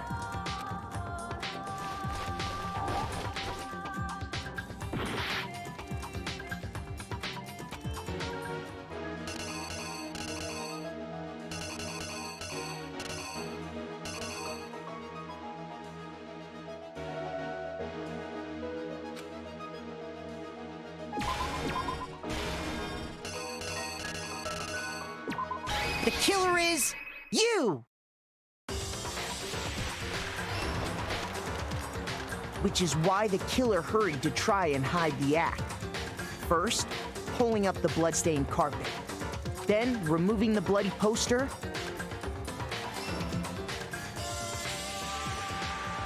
And finally carrying the corpse into the girls' locker room. A girl's handbook was necessary to get into the locker room, of course. But this alone doesn't prove that the killer was necessarily a girl. After all, Sayaka and Junko's handbooks had been placed in the main hall. Using one of those, a boy could get into the girls' locker room without much problem. And that's exactly how the killer did it. With the carpet and the poster they brought with them, they got to work. They changed the layout of the boys' and girls' locker room in what you might call a crime scene switch. That could have been the end of things, but no. Byakuya discovered the body and decided to intervene in the situation, making things even more complicated.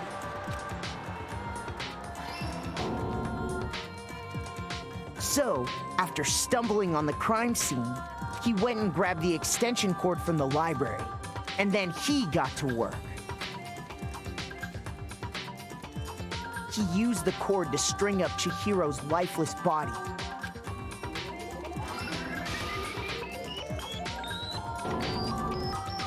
Then, using the victim's own blood, he left a grisly message there at the scene of the crime. He wanted to create the illusion that Genocide Jack was responsible for the slaughter. And around the same time that Byakuya was putting together this facade, the killer, having already disposed of Chihiro's bag and other belongings, arrived at the sauna. There, they planned to destroy the last piece of evidence, Chihiro's handbook.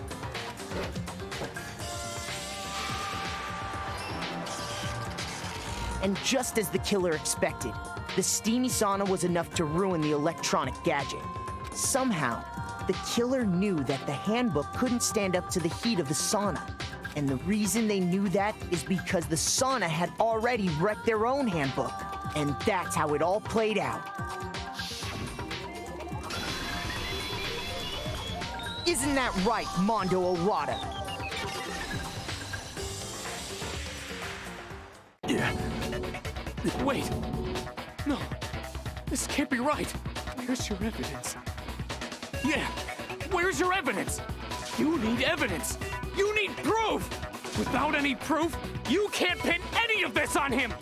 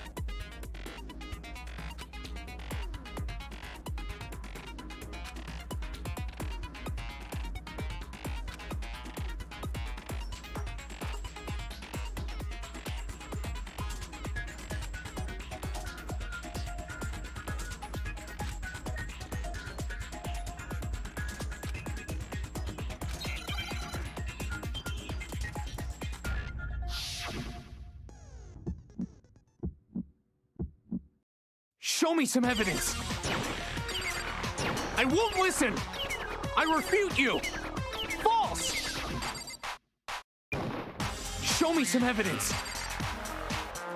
I won't listen. I refuse to vote. You're wrong. I won't listen. I refute you. False. Show me some evidence. I won't listen. You're corrupt. I refuse to vote. False. Show me some evidence. This should prove it.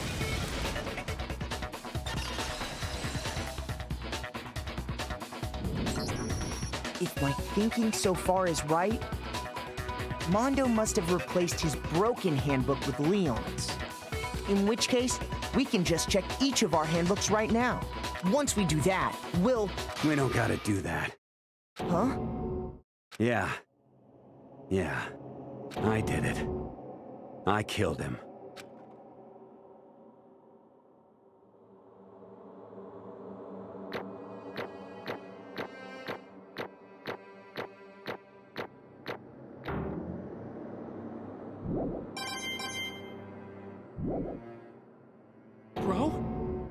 Bro, what are you saying?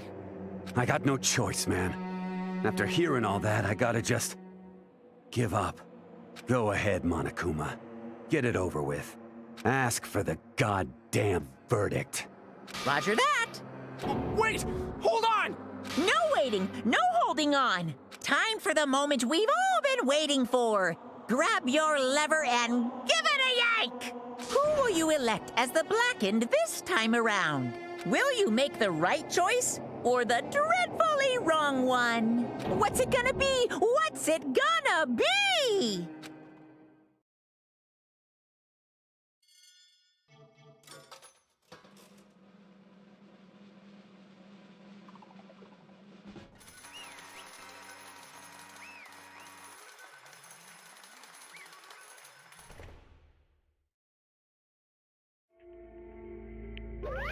What?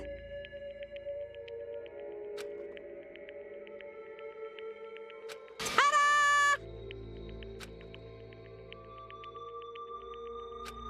Unbelievable.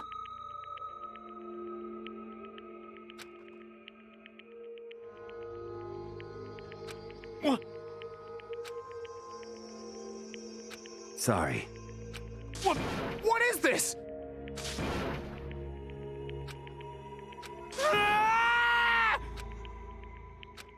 Now then. actually. Ha!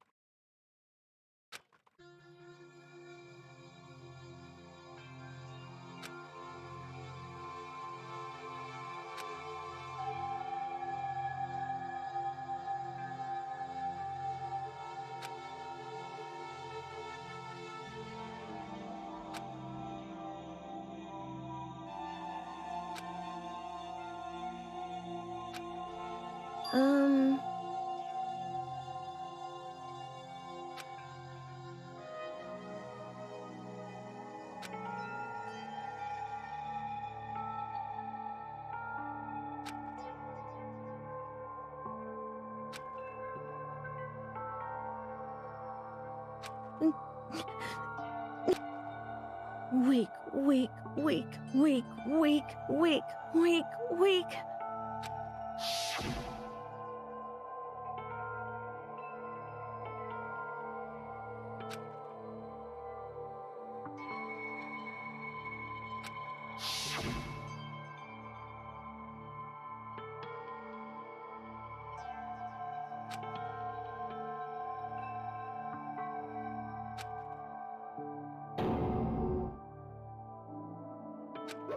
Hey,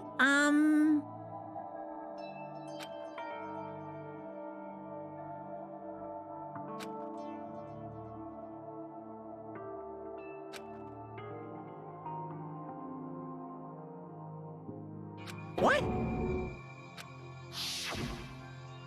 I'm sorry. But...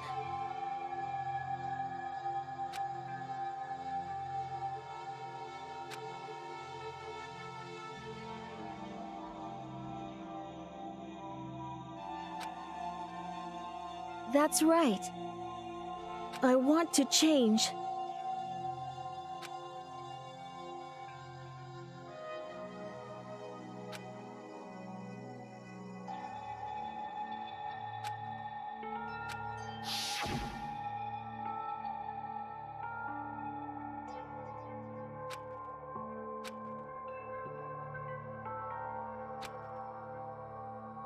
Hey,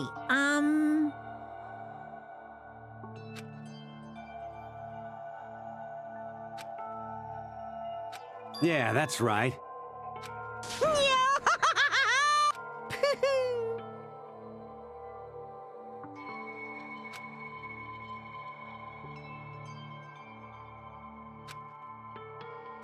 Uh-huh.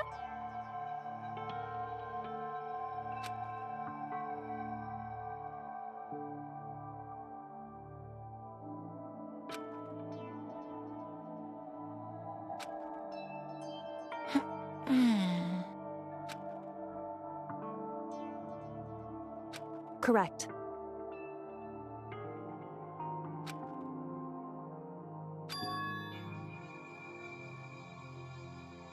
Indeed.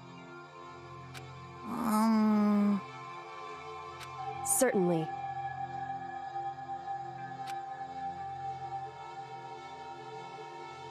But...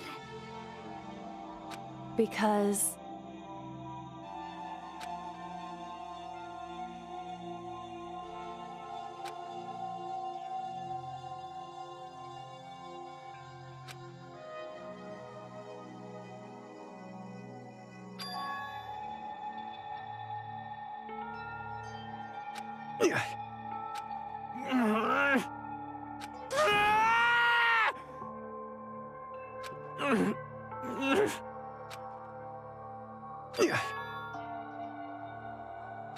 I knew it.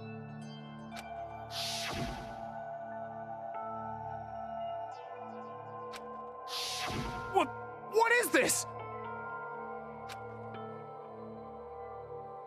You're wrong! Don't make me repeat myself.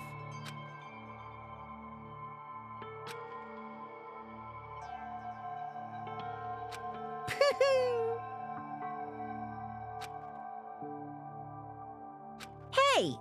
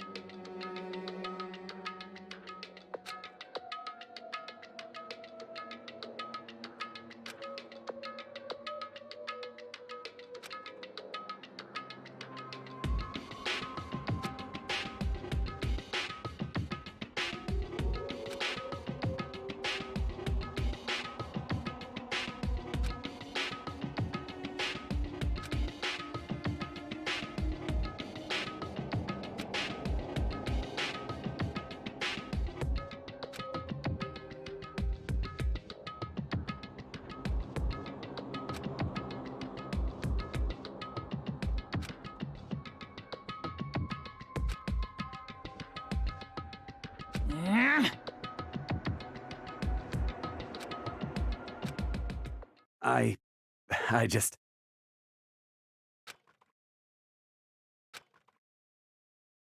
Don't fuck with me!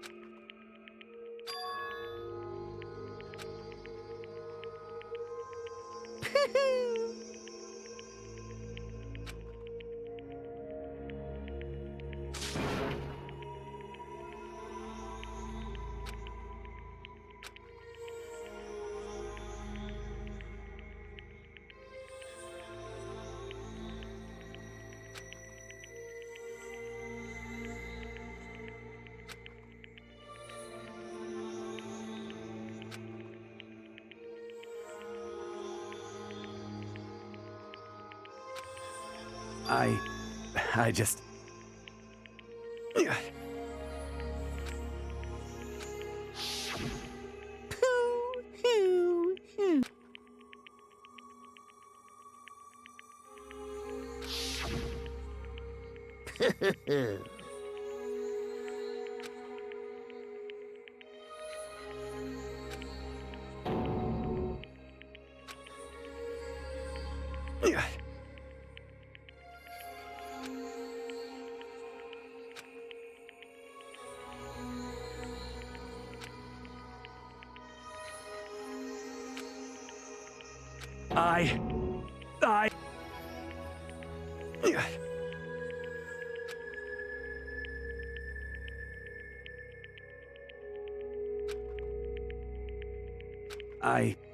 I just...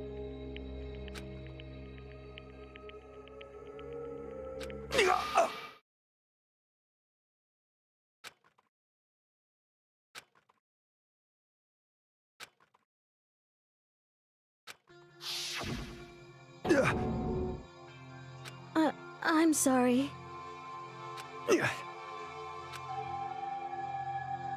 Huh?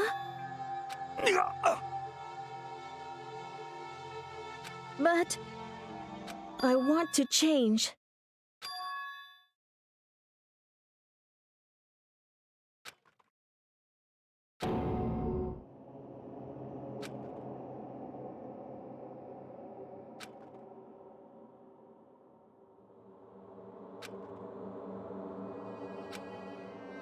You piece of... What? What? Huh?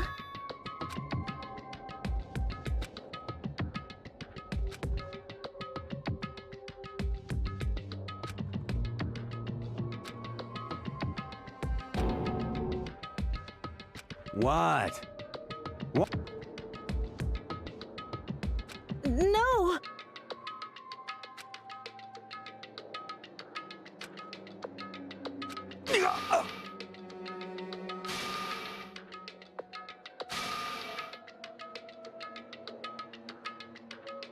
What's wrong? Damn you! I just wanted to... Yeah, that's right.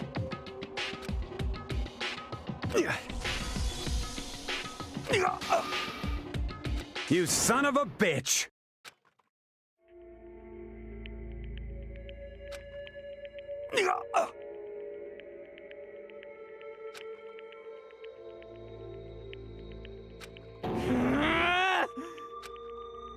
I killed him. I killed Chihiro. Even after all this time, I'm still just as weak as I've always been. And thanks to that, I did something I can never take back.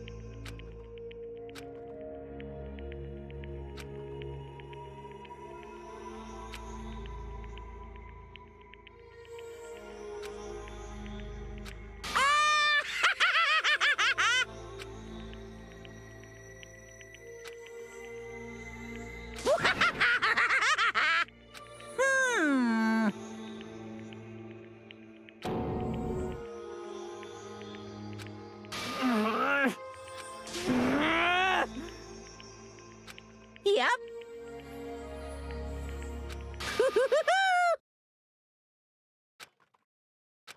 It can't be. Well now, well now, well now, well now. Ridiculous. Now then, I've prepared a very special punishment. Let's give it everything we've got. It's punishment time! Sorry, man. I couldn't keep the promise we made. From one man to another.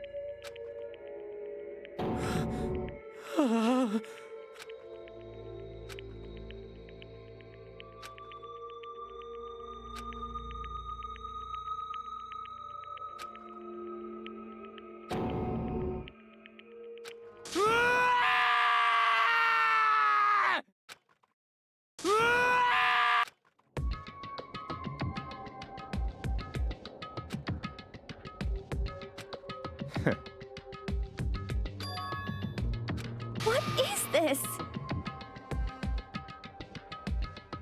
Naturally. Hey. However, What?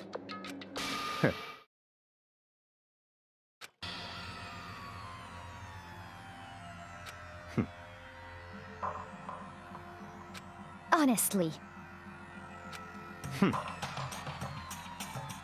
There is nothing to be done.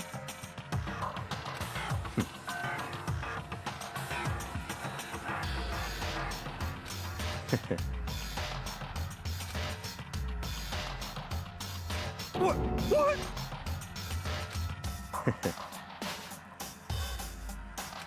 Well, That's right.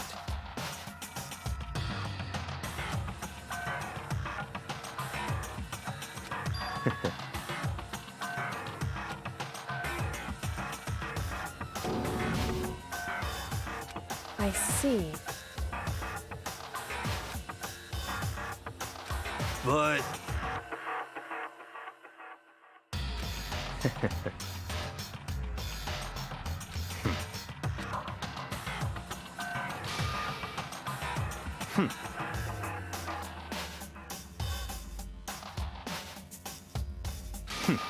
Interesting.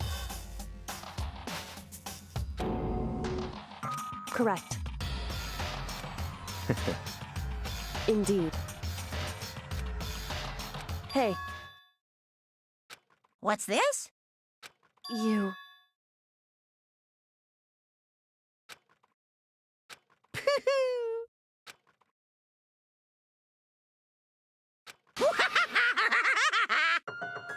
What?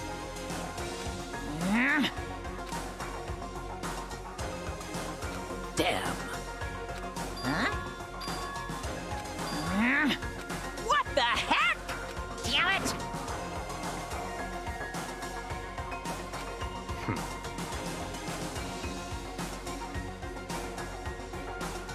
Ooh, how exciting! That's enough.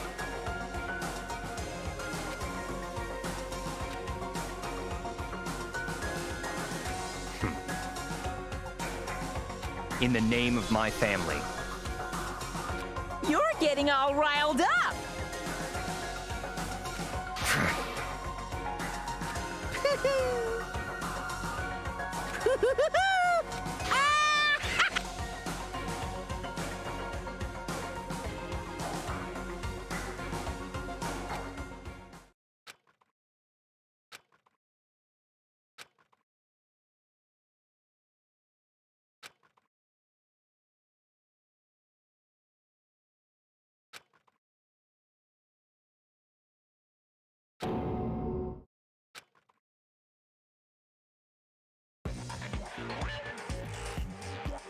Well, anyway, like I was saying, this is a pretty good spot. Yeah, a really good spot.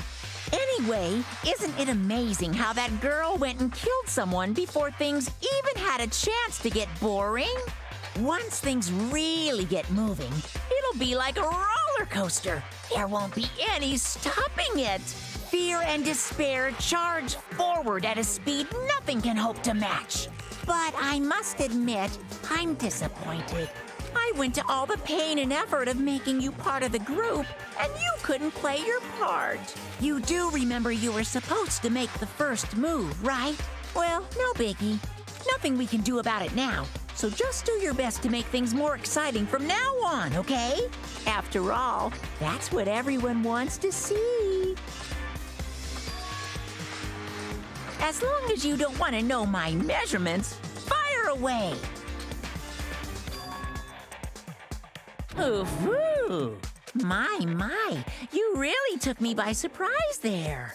I know I said you could ask anything, but super denied, ultra denied, demonic denied. Because you see, that's my ace in the hole. And nobody'd be dumb enough to reveal that, right? No matter how close they were to their friends.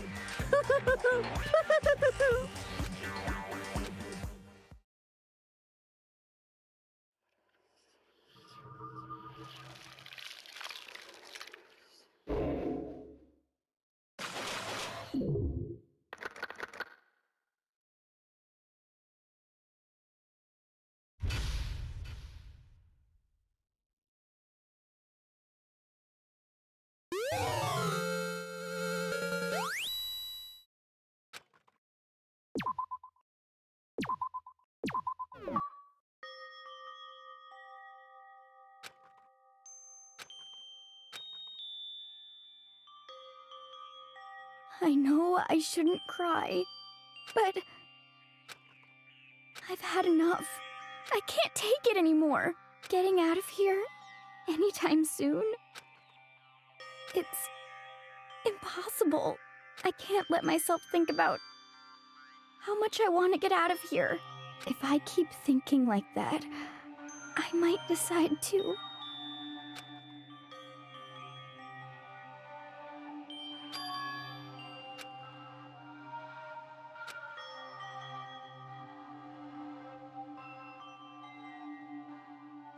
Okay.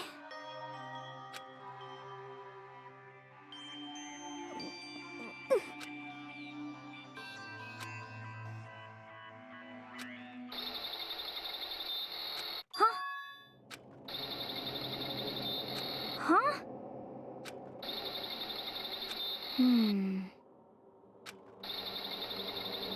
But...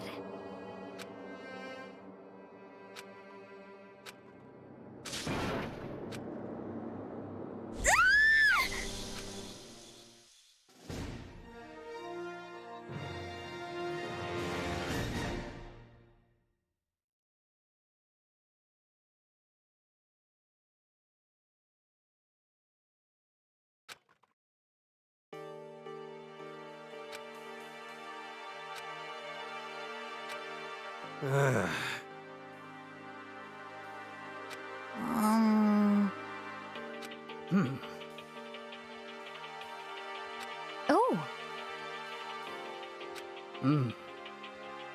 So then, How about that? Impossible.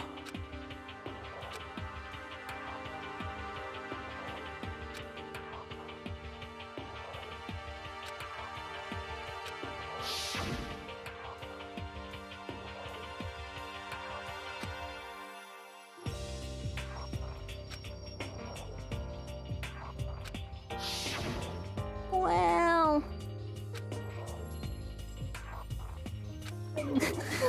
It's like...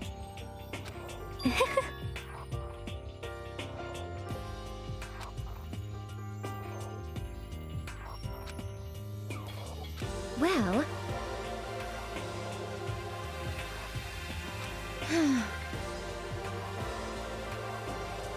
Is that okay?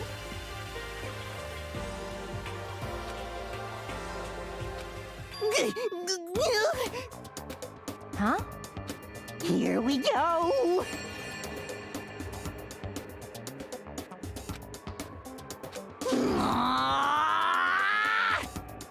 There is nothing to be done. You know?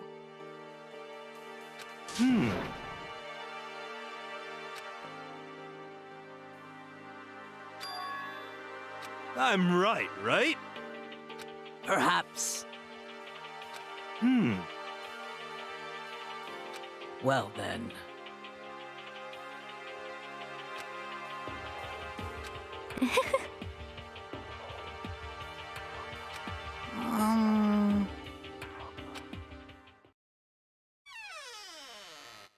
You called for me and so I appear!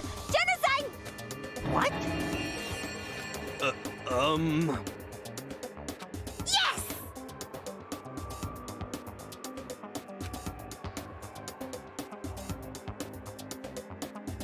Aha! You SOB! Aha!